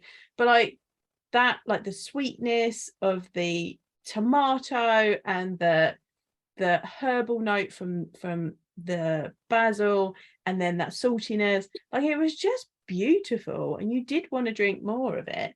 Like, just love it. Surprised how much we were really surprised. I do give the sales team a hard time for beating us down on interesting beer ideas, but that was actually entirely Kev's, who is sort of our, basically one of our sales managers, and we, as the brewers, actually shot him down on that and said that's an awful idea. But I take it back. It was good. It's certainly not my go-to beer, but it's very interesting. It's very flavorsome. It's nice. It's definitely not. It was definitely worth a go if anyone has a cans kicking about anywhere around there.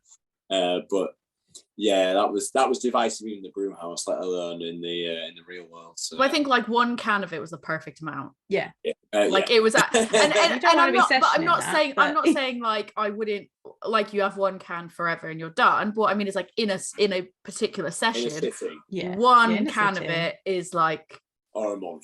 It's like it's perfect because I think like it was really well, but I think if you had more than one, it would almost become too much and like the flavor overload and stuff. But like just having the one, it was like such a perfect amount, and it was so interesting, and like just the complexity of it. Like it's not anything. It's very different to a lot of the stuff that we've had before. So we were a bit like, oh, this is going to be a weird one to try, and I was like, actually, it was good. I like it. I feel like that brings us quite nicely onto Pickleback, which is our last beer, which is a dill pickle gose. I'm sort of nervous but also excited about trying it, and I did send it to my co-worker who I sent it to him because he came up to me at work the other day and he was just like, I don't know how we started talking about Nickelback. Right. And then I'm not a Nickelback fan. It's a very unfortunate connotation. Yeah. That was never. No, that was not your intention. I did say I was going to ask you because he's like team Nickelback, and I was like, nah, I'm all set. And then I said, but I said like I'd rather vote for the pickle than you, and Pickleback. And then obviously that was before I saw this, and then I saw this, and I sent it to him, and I went, oh look, Pickleback. And he went team Nickelback, and I went no. I don't know, and I said I'll ask if that's what it is. Yeah, no. So a pickleback is nothing to do with Nickelback. Some bands who some people consider a bit of a disgrace. Is it the drink Pickleback? It is basically it's a whiskey shot followed by a pickle brine chaser. Is literally what a pickleback is. Yeah. So this is basically that in beer form, in the way that we fermented a load of dill pickle, as in we threw a load of piccolos, as in big gherkins, into a large vat with salt and a load of spices such as garlic, coriander, mustard, dill. Let them ferment for about a week, so it's just all the natural lactobacillus on the skin of the pickles, which kickstarts that reaction. Nice. Obviously, the saline surroundings stop anything else from growing. Fantastic. And then you kettle sour it. So you make your wort in the usual way. You boil it up to sterilize it, so there's nothing else going on in there. And then you chuck all this brine in from your pickle sour, and that just goes to town over the weekend.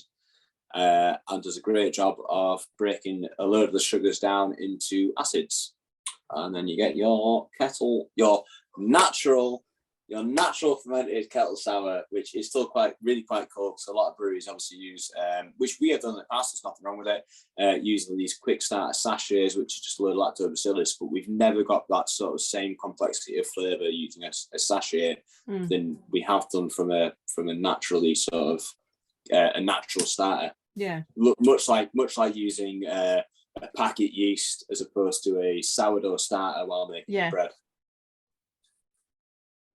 I'm gonna level with you. I smelled it. I haven't tasted it yet because I just wanted to report back on the smell. Yeah, that actually I'm not off put by it. And normally I smell it and I'm like, oh, it's pickle.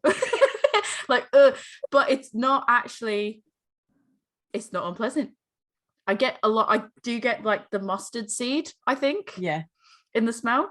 I can handle that. Mustard, and also the other one is bay leaves. And that definitely comes through in some way in the definitely flavour and the smell. Sort of that ever so slightly, again, not a term you really use with beers, ever so slightly hot dogginess. Yes. That's how it goes. Definitely on the aroma. Yeah, that's what I was like. I'm getting like a pork. No, it's hot dogs. So an interesting side note, you can do the same thing with whole carrots in a similar sort of salt brine with bay leaves, and then you can use them to make a quite authentic vegan hot dog flavour. Wow. That's interesting. Cooking, if you fry them up. It's interesting you say that, because when we put it in the kettle and had it souring. Yeah, the smell from that was insanely savoury, and it was the end of a very long Friday, and I just wanted to go and find like closest hamburger I could. Just because that was it. I was like, it was either that or I fall completely off the wagon. Amazing. I've got two observations here. Right. One.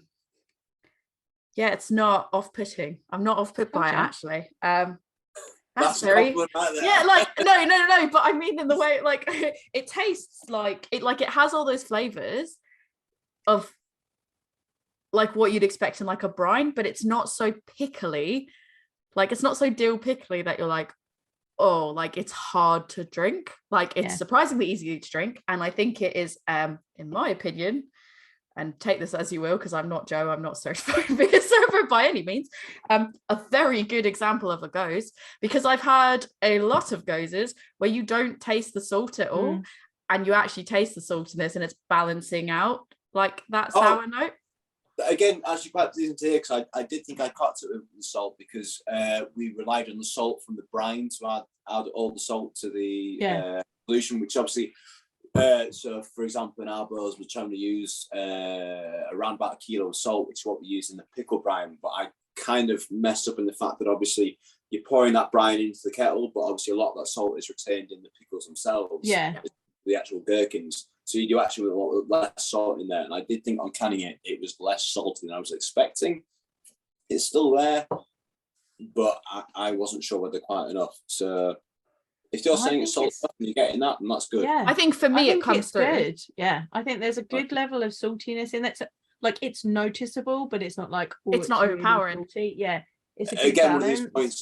one of these points, you do something the first time on a big batch, you're not quite sure what to get. We could have chucked a load more salt in the kettle, but at the time it's very difficult to really get the basis of what you're going to be getting. So obviously when you're brewing it in the kettle, it's very sweet, all those unfermented sugars, but it's actually drying out.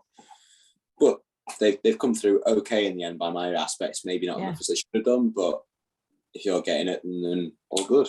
I think it's really interesting. Yeah, there's a good, like, there's that saltiness, there's a good level of like acidity in there, there's the herbal notes, and then like the wheat comes through really nicely, like just like the backbone of it, and making like this, you've got all these lovely flavors, and then there's this kind of not quite biscuity, not quite crackery, but like just this nice kind of wheat flavor in the back that just really rounds it all out. It's beautifully dry. I'm not normally a pickle type beer fan, but this one, like, Nathan grabbed me a taster at Indie Man. He was like, "You need to taste this," and I was like, "Oh God!" And then it came, and I was like, "Oh, this is really lovely. I really like it." That was me fanboying, because I was like, if you two thought it was really good, then I was like, yeah, we've done good. Because we can sit in the brewery and drink our beers and think we're amazing all day long, but like, people do I think normally it's like pickle beers hit or miss for me, and this is like, I definitely would drink the full can. Like there's no like, not for me. It's really good, weirdly, and I think this is just me and my weird taste buds, and everyone tastes things differently. Again, like I get that saltiness, it's really good. And you know how you said like hot dog, like the hot doggy like savory element to it, I don't necessarily get like hot dog in the taste per se, but I am getting like a savory salted popcorn that is like lingering, and I don't know if that's me. I didn't want to say it because I was like, is that me being weird or no? I think that's picking up on the weakness again. It's actually really nice, because again, a lot of people like think it goes, it's just a kettle sour with some salt in it. It's not. It should be very largely wheat based. It should be very nice, thick, easy, light on the palate. Like there's a lot more. I mean, Jesus Christ, this is an abomination of a gose in the technical sense. But it still respects those general attributes you should associate with a gose, as opposed to just being a kettle sour with some salt in it. I was gonna say, you can say it's an abomination, but personally I think like I've had goses where, like I said, I haven't had all those elements of like what I'm expecting from a gose, and it ends up being just like sour, or like there's no like saltiness there that's balancing out. There's no like other elements to it that you're expecting. And actually I think like this is one example of like one where I'm like, I would, if you asked me what this was, because I can distinctly taste the salt and it has that sour element to it, I would probably guess gose. Like it wouldn't be something that I'd be like, oh, is this a trick question? I think it's been done really well. But then again, like I said, I'm just a beer drinker. I'm not certified in any way whatsoever. You've drunk a lot of beer. I have drunk a lot of beer. Like, it doesn't matter. You've developed a palate, and you know what things taste like and what you enjoy and what you don't. Like, I mean, I actually enjoy this, and it's like I think that salted popcorn element is making me think about the movies, and it's like I like going to the movies. So it's like leaving a very the way I think about things is like a lot of times when I have a beer, sometimes if it has a certain taste to it. It makes me think of like a certain event or a certain memory or a certain, like, I can connect it to something real in life besides just the taste of the beer. Besides just talking about it in like a technical beer way, I just go like, how can I connect it to the real world to explain it to someone that doesn't understand maybe the technical beer taste? And for me, I'd be like, going to the movie, it tastes like going to the movies and getting salted popcorn. Like, that's how I would describe it, and it makes me feel really good. But then I think other people would drink it and go, other people would drink it and go, I don't taste that. What are you talking about? I can't see where you're coming from, but I'm a sweet pop. I'm a sweet pop. Oh, you're a sweet popcorn. Yeah. I like sweet and salty mix. I like sweet and salty mix. I'm a salt popcorn person. I was just saying mix Kitsch and pickle pack together then. Yeah. I kind of want to try it. If I did that, would that be an abomination? I kind of want to know. You're going to find out if you do. No, I'm not going to do it. Don't do it. I think I'm going to try a little. Pick up on the point about worrying about not being a beer expert. I would rather have 200 like average drinkers go, this is a really good beer, than one expert go, nah, because at the end of the day, like, they're the people that are buying the beer. Yeah, and it doesn't smell bad. Sorry. Carry on. Mix the two together. I'm trying it. This is the beer blender I wanted to do. I'm a big beer blender person. Yeah. It's not actually bad. It's not actually bad. We're doing it. Hang on. I'm actually not going to lie to you. I wouldn't go like, oh, this is like phenomenal, above and beyond, everyone do this. But also, it's not offensive.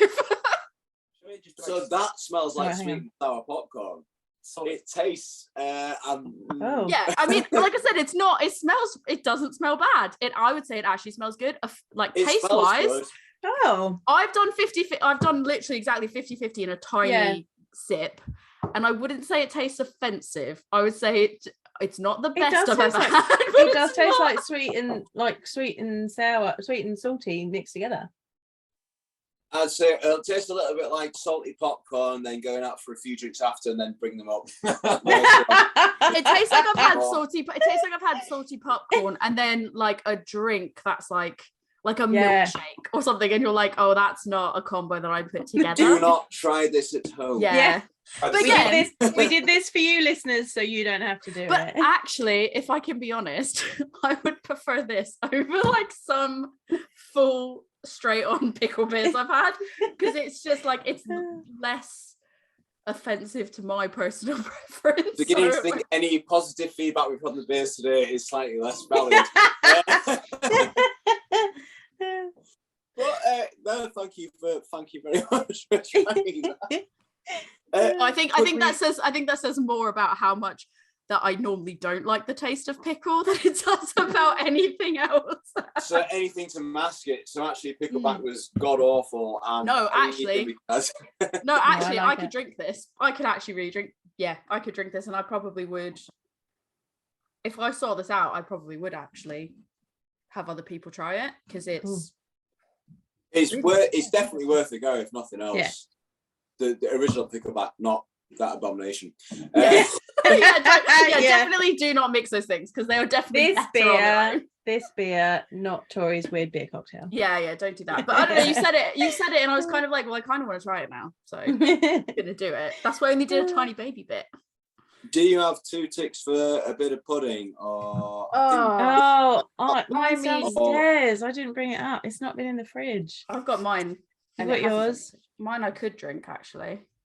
It's mainly because it's another point of conversation of, so this again a beer not designed for one application in particular, so I don't think works quite as well in can as opposed to the Higgy Figgy, just again for a direct comparison, but also an interesting point of ingredients again. So the pickleback we had locally made pickles, whereas Trinitario is literally Trinitario cocoa beans from Trinidad, which are some of the best cocoa beans on the world, which again is just a nice little exciting thing to be able to put into a beer.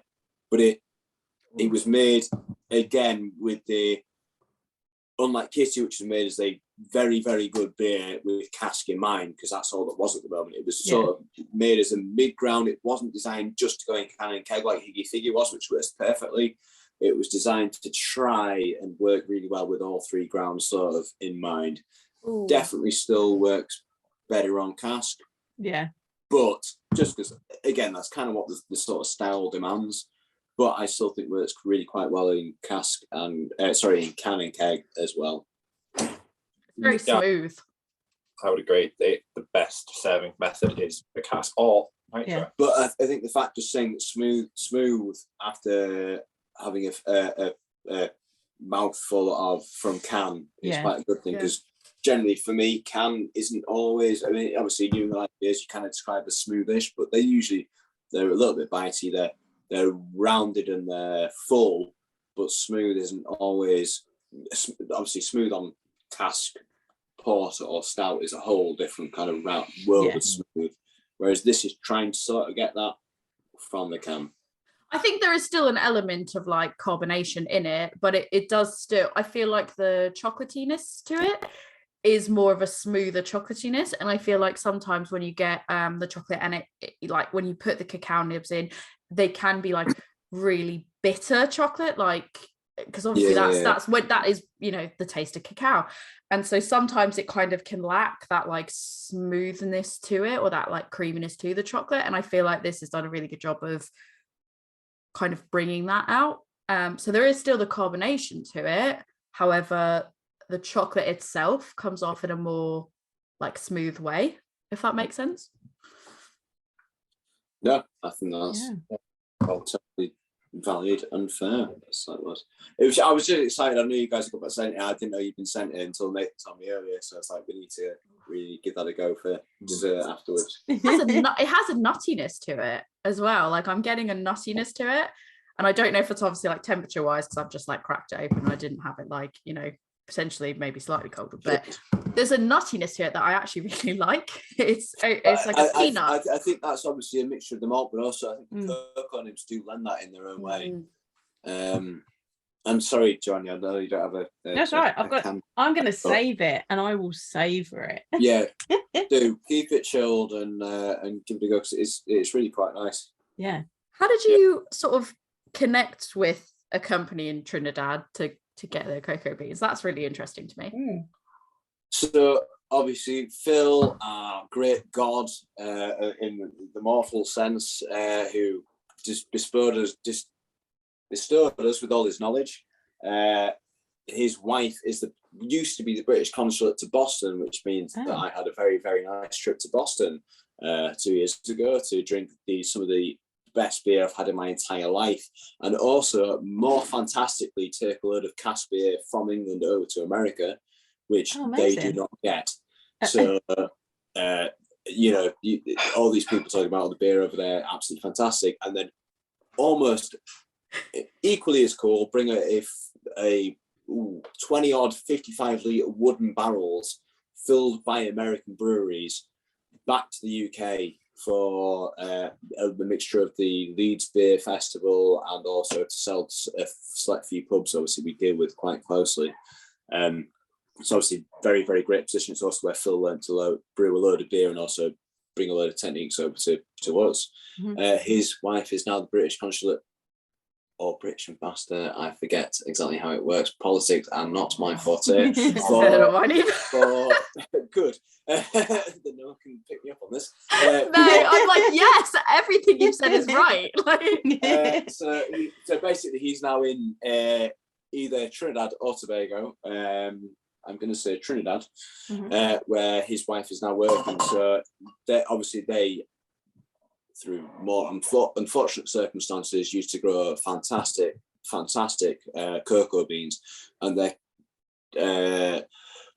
at least in a way they're trying to sort of bring that back, and also almost sort of like we can do this really well. It was brought about by, you know, less than so favourable means, but is now actually something that is. I mean, we've done this before someone else, but actually no one else can do it like we can. So they are very, very proud of how well their cocoa beans are coming in. They've got a fantastic chocolatiers over there.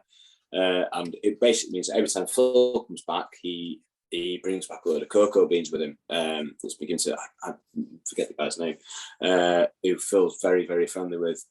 So it is literally their their branding on the foil on the. Oh, nice. I liked it because it looked like a chocolate bar. Yeah. I really like that. It's changed through iterations.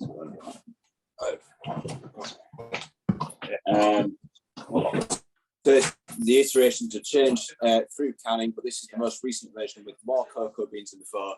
But it basically means we've got a very, very nice tap of these fantastic cocoa beans from Trinidad, which work fantastically in the beer. That's cool. Thank you. Yeah.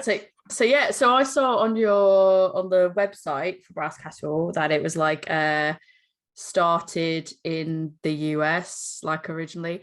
Is that when he was obviously in Boston? Was he home brewing in Boston? Is that kind of like, was that, or like proper brewing in Boston? So yeah, I struggle exactly to remember exact. So I think actually more to the point, it could have been home brewing in England, but he was basically just doing volunteer trial shifts for a load of Boston breweries. I really should know which ones. I'm gonna guess it's probably like back the day. It's probably Trillium or something like that, because I don't know that many that are that far back. I think you would love that. Sam Adams may well be right, but I think Trillium might be pushing it because that would have been insane. I do think he has definitely mentioned Lord Hobo in a way that again, very, very old school, and I know he knows their history really quite well. I kind of wish I had my Lord Hobo shirt on right now. So I can't correct you on politics. I can't correct you on Trinidad. I can correct you on Boston. Old school Boston brewing. I can correct you on Boston because, as per my signs in the back, I am from Boston. Nice. So Lord Hobo, hilariously enough, is in the city or the town started in the town next to where I grew up, where I was born and raised. Oh, really? So, yeah, I literally went and got one of their shirts last time I was there that has the area code for not Boston, but like that, well, that area. Do you know the area code? I won't know. 617. Sorry? 617. 617, right, yeah, cool. I've got a 617 shirt on. Well, not on now, but I've got a 617 shirt that I bought the other day. I literally, last time I was there, I was like, I need this shirt, and they only had a size like men's large or something, and I was like, I'll take it, it's good. Like, I normally wear like a men's small, and I was like, yep, I'll have that, that's fine. So yeah, well, I don't know if maybe they started elsewhere per se. Like I know of them from like Lord Hobo Brewing is the town next to the town I was born and raised in, and yeah, I was like, need to go there the last time I was there and pick up beers, and I was like, I want a t-shirt, and they had the 617 shirt, and I was adamant, I was like, don't care the sizing, I'm getting it. So well, I was very disappointed that when I did go to visit Phil, I missed out on Lord Hobo. We did get to see Treehouse, which is just fantastic. Like, I would dream of a brew house like that, but they do a really good job, and all their beers are obviously just something to aspire to. When it comes to, I mean, I think ales. Even the last few years, just like breweries over that way, like just outside Boston and everything, like they're just amazing. I went to a place called Bonut Brewery, and I mean, I think a lot of the time some of these breweries, they do specialize in like hazy boys and like the big like hoppy, just like really hoppy numbers, and or big like heavy stouts and all those. And this place called Bonut Brewing, which is in Everett near another brewery called Night Shift that a lot of people know. And yeah, we know Night Shift. Yeah. It's near Night Shift, and like literally around the corner. And they were making like grisettes and lots of those, like just really interesting stuff. And I took one that was made, I think, with it was butternut squash back, or it was something like that. That's a squash beer. Yeah, I've got it on. Yeah, but it was because it was so interesting, and there was a distillery that's around the corner from them as well, and they had aged it in a, I want to say they aged it in a barrel from this distillery that was around the corner with I want to say it was like apple butter or something like that, something like really random. And I was like, that sounds really good. I'm taking a bottle of that home. And I was going to share it with you, Joe, but we just hadn't had the chance to actually like share it. So it's like in the cupboard, because it is one that you can age. And yeah, it's that they're a really good brewery as well. So yeah, when you said Boston, I was like, I know that area. I can vouch for that area. Maybe actually worth a very, very quick mention then, just as you mentioned distilleries, is one of the things we did during lockdown as a sort of, obviously everyone was looking for various ways to get rid of beer that was sort of, not get rid of beer, but repack beer that was sort of we'd already brewed and wasn't able to get to our usual outlets in the pubs because they were all shut. It was a quick collab with Hooting Owl Distillery. So we sent a load of Disruptor over there, which is again 7.4% New England IPA, so quite pithy, quite orangey. Which then distilled it into gin, and they sorry, not gin at all, because it's not how gin is done. I say beer brand is the correct term. Which was some really quite, so basically we sold it, we have it or had it on the shelves as Disrupt Spirit, which is really quite, you're looking surprised. Oh, you didn't. It was just before my time. Right, but I have some point. So obviously you're looking at all the sort of general aspects you expect from a New England IPA, so slightly sort of caramel notes from your malts, and also like pithy orangeness from your hops. So if I remember rightly, it was done over like a little bit of vanilla towards the end, but also like sort of the more citrusy end of the botanical gin, which was really quite a cool, unique product. The Brew York have recently been doing a similar sort of thing on from Euros, but something we're sort of maybe looking at more in the future with Tom Coker. Yeah, I was going to say they've got Tom Coker at my local place. Tom Coker, right? So yeah, but again, cool. Just another cool way that beer is working with all the sort of industries in the world. Yeah. But that's probably it from us. I think I've probably talked enough. Well, I was going to say, if you've got time, I do actually have another question or two, but I don't want to keep you. But I've noticed it's a question I've always wanted to ask people, because there are like, not all breweries do this, but a handful of breweries do this, and I've noticed on yours, on the bottom where your best before date is, there's always something really fun written. No comment. I just want to know, like, who picks that? Like, I'm genuinely really curious, because some of them I was going through and some of them really made me chuckle as I was reading the bottom of it. This one's I've got a golden rivet, and it made me absolutely laugh. I was like, it's a chocolate bar, and it says I've got a golden rivet, and I was like, I just want to know who picks out what gets stamped on the bottom. It's a by committee. It's the four of us in the brew house, and we'll go, what is the beer and what's the kind of silliest and safest message we can get away with. It's basically we come up with beer styles and outlandish beer names that we are not allowed to do. So we kind of push the limits on how far we can go with the bottom of the can, because nobody ever reads that. I do. Yeah, Joey does. Joke's on you. No one will ever know. So we're gonna keep pretending that that's the case. I felt quite personally attacked by my joints ache. I was like, they do. How did you know that? Thanks, guys. Feeling personally attacked on that. It's this one. Brilliant. Yeah. I'm not going to say it out loud because you're not watching the video. It says my joint's ache. And I was like, I cannot make the connection of what this is and why it says that on the bottom. But I loved it. I was like, I relate. Interesting, but all of them work on so many levels, because actually that's one of their lyrics. So Sunlight are a band who do their own beer. That's one of the lyrics. However, we're brewers. Our joints ache. Yeah. I'm not a brewer. My joints also ache. These work on so levels for everyone. They're always very PC, very not going to offend anyone. They're always really nice. Yeah. It makes me smile. And it's like, I've noticed a few breweries do, like, I think like Phantom near me do it with theirs as well. Like it almost is like, once I noticed that certain breweries were doing that, I started taking joy in being like, I just want to know if there's something stamped on it, and it makes me smile when I notice it. I really hope there's some breweries out there who do it, but no one has yet noticed. They're like really, really, really, really clever with it, and they're eventually just gonna make something that sort of works. But that's probably not the case. But I feel bad now because I've just outed you. I feel bad I've outed you, but also my joint ache made me laugh so hard that I was like, I can't not ask that question. We're not subtle enough. Like, we're really not subtle enough. I would quite like to see how far the message gets, so to speak, like a message on a can, like where's the furthest our cans are going to end up. Also, it'd be interesting how many, like usually they usually a little bit sort of, again, we try and keep them safe enough to be acceptable so that people can make their own interpretations as rude or as unrude as they would like. Yeah, and also they change every, literally everything, yeah, so Kitty, that will change every time you can. It'll have a different message on the bottom, so it'll be quite interesting to see if someone does a type. They're actually how we batch code stuff.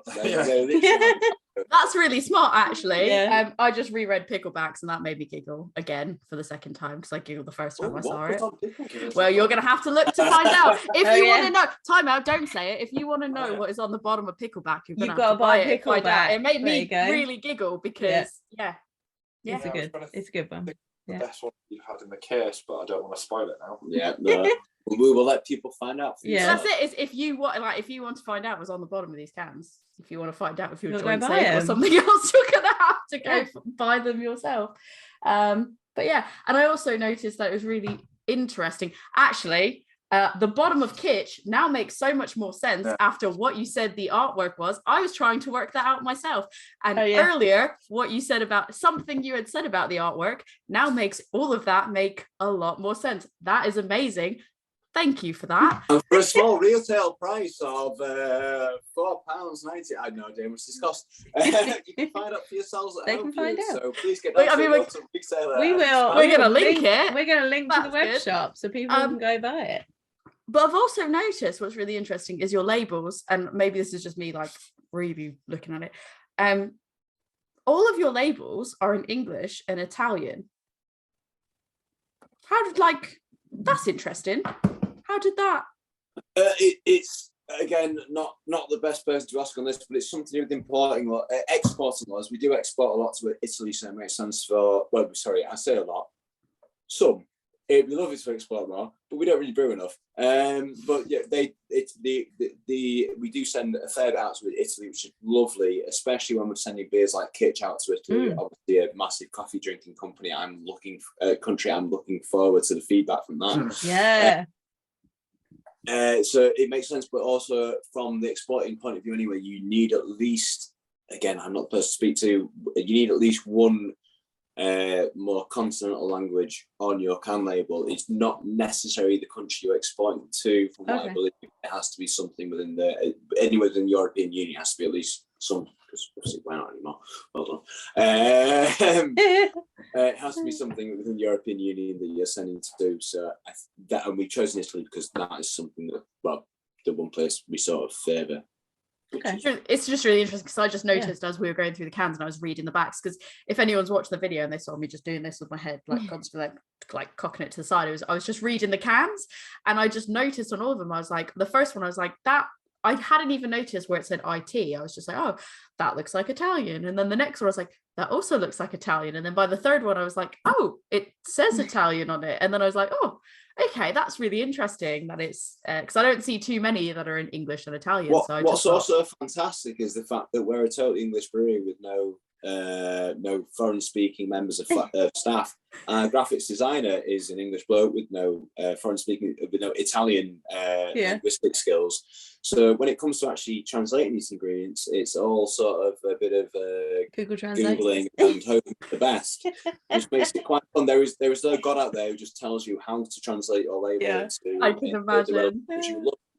So we have impressive. Yeah. Again, something to look out for, fans. The odd slip up of our atrocious translation, which we do apologise for. If you're Italian speaking, just double check it, make sure it's right. And if it doesn't, let them know, and then they can fix it. Brilliant. No, that's brilliant. Next time, once we use up labels. This has been so fun. Thank you so much for coming on. And these beers have been delicious.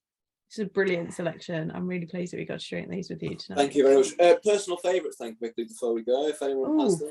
Oh, I think this is going to be a weird one for me to say, but you can say they're all crap. That's fine. No. What I was going to say is, I think I'm going to go with the pumpkin spice latte white stout because that's just who I am as a human being. But actually, I think my next choice would be the pickleback. Not together. Don't cross the streams. That's not happening. Separate. It's very much separate. But actually, I'm surprised how much I like pickleback. So that's me. Joe, what's yours? Kitsch is just beautiful. Pumpkin spice white stout, like for the win. But very close second is Higgy Figgy. I like that it's sessionable and it's got all that. You can taste all of the flavors that it says on the can. It's beautiful. I am very happy. I'm very happy with those answers, so thank you very much. To be fair, nice. It wasn't an easy choice because I'm they're not all really good. I'm not just saying it because you are. In fact, like I would literally say, "Oh, this one's not." I'm very honest. I would go, "Oh, this one's not to my taste." It's not. Literally, it's hard to pick between them, and I feel like it would depend on what I was looking for and the mood I was in, because they are all so different. But they're also like different in the sense of they capture different elements of like what I want, and they're all really good. And I genuinely cannot believe some of them are higher ABV compared to what how sessionable they are. And I can't believe they're all gluten free because, like I said, I feel like I've had your beers before and I thought they were really, really good, and then I only had 2 or 3 of them, and this was like a year ago, as Christmas Kitty and those ones. But in my mind, when I think gluten-free, and I'm sure other people are this, and it's very closed-minded to me, but I'm sure other people are the same. They probably go gluten-free. Oh, there's going to be, it's missing something. Something is going to be slightly, it will be good, but something's going to be missing. I don't feel there's anything missing from any of these. So that's just my final thoughts on it. So beautiful. I'd say literally that the only thing that's missing is a very slight lack of head retention. And again, nobody really cares that much. The beer is fun. To me, it's the taste more than I think that. So yeah, very, very good beers. So thank you very much. What's your favourite before we sign off? What's your favourite? What's your favourite? Cannot stand them.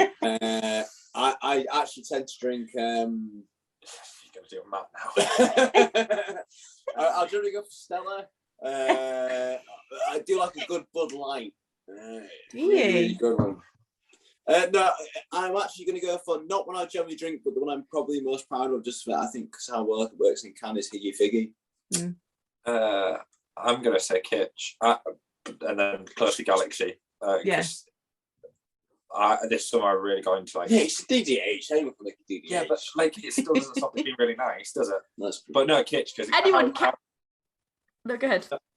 Yeah, Kitsch just came off so well. I was really nervous. I think when it came out of CT and it was just on coffee for a bit, I thought we basically just made alcoholic Red Bull, which isn't bad, but not what you want from a PSL. Maybe that's another beer you've got to do. Alcoholic Red Bull. Jaeger bomb. Yeah. Joe and I've been, there's a spoiler alert, we've been working our way through different cocktail styles and beers that replicate cocktails, and I've definitely never come across a Jaeger bomb one, and I'm sure that's for a reason. That's for a reason. If you really want to go out there, that's one. Well, you're not adverse to mixing good traditional styles together. So get a good gose with the red rough syrup and there you go. Nice distillates in there. Get yourself a good sort of coffee gose mixed together. Blow your face off. Yeah. Coffee bar, sorry. Yeah. But yes, there we go. Right. All I was going to say is give yourself more credit, because I think you could say anyone can make a hot pale, but anyone could do that. But I think that it's especially single hop, the more you pare it back, the more you really have to know what you're doing, or else it's very easy when you don't have much to mask it or to harmonize with it, for lack of a better way to describe, if you're using multiple hops, that for it to stand on its own as single hop, it doesn't matter how many people could do it. It's impressive for it to come out so nice, really. So I don't know. I think yeah, we love it. So Thank you very much. Thank you so much for coming on. Do you want to plug anything in particular? Yeah.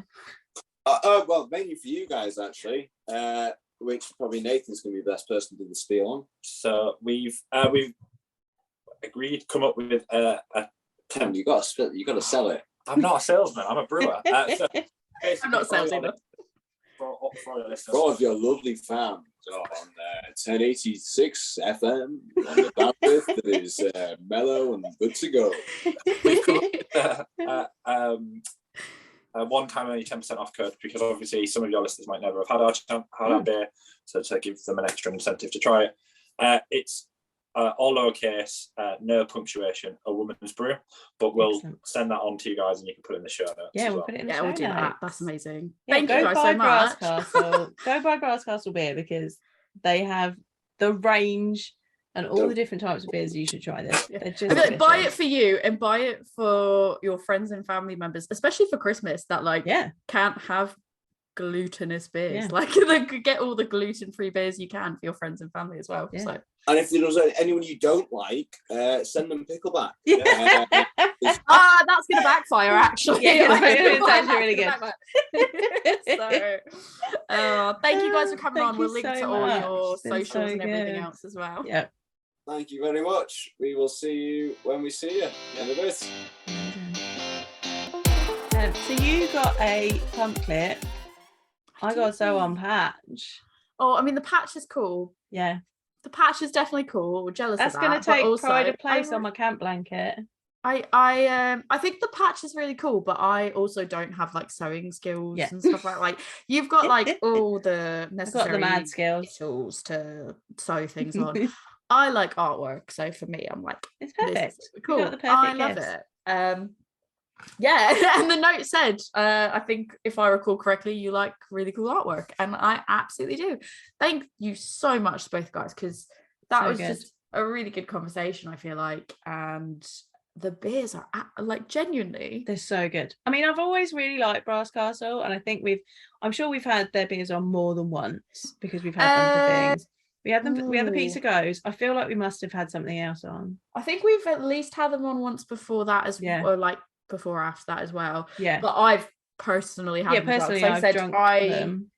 I know that as I said on the episode, I've definitely recommended them to people off of my good experiences with them. And it's just like, especially as we're approaching Christmas buying season, and you will have people in your life that are like, I like beer, but having gluten intolerance means I can't have this and that. And I think they're like a perfect brewery to buy from, because I have, as a person that doesn't have a gluten intolerance, I've enjoyed every single one of these beers, and I've not sat there and gone, oh, it's lacking this flavor, it's lacking that flavor. And I'm not just saying that because they were on, like, genuinely.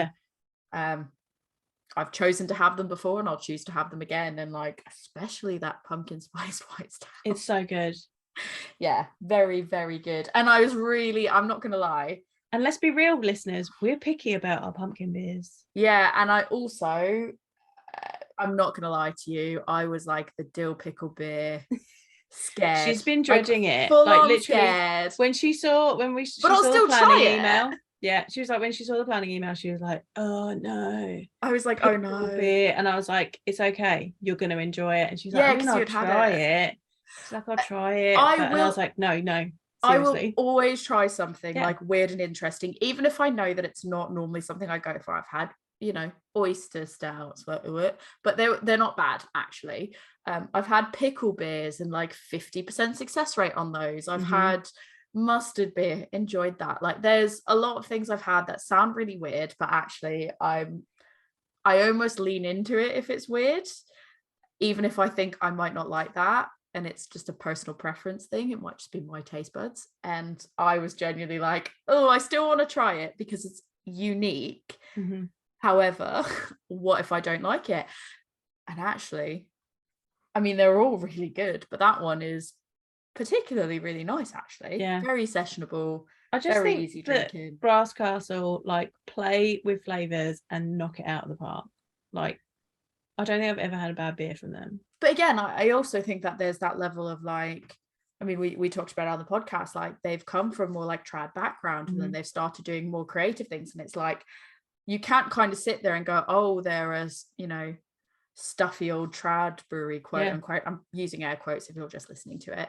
I mean, they're making pickleback. They're making fig, blueberry and almond porter. They're making pumpkin spice beer. Like, you can't just go, oh yeah, they just do trad, because that's, I personally believe that I don't think that's a flaw to do trad styles really well. I think you can do trad styles well, you can do creative styles well, and you can do a mix of like creative trad styles really well. And there's nothing wrong with that. If anything, that just means that you're providing something for different audiences, so that there's, you can go to a tap room of theirs, you can go to the tap room and go, there's going to be something that someone in my family likes, whether that's like my dad likes traditional beers, so he got that. I like more creative, interesting beers. My mum wants to have something a bit blended, like that element of stuff. I think they really tick those boxes, and yeah, I really enjoyed the walk through all the beers, if I'm honest.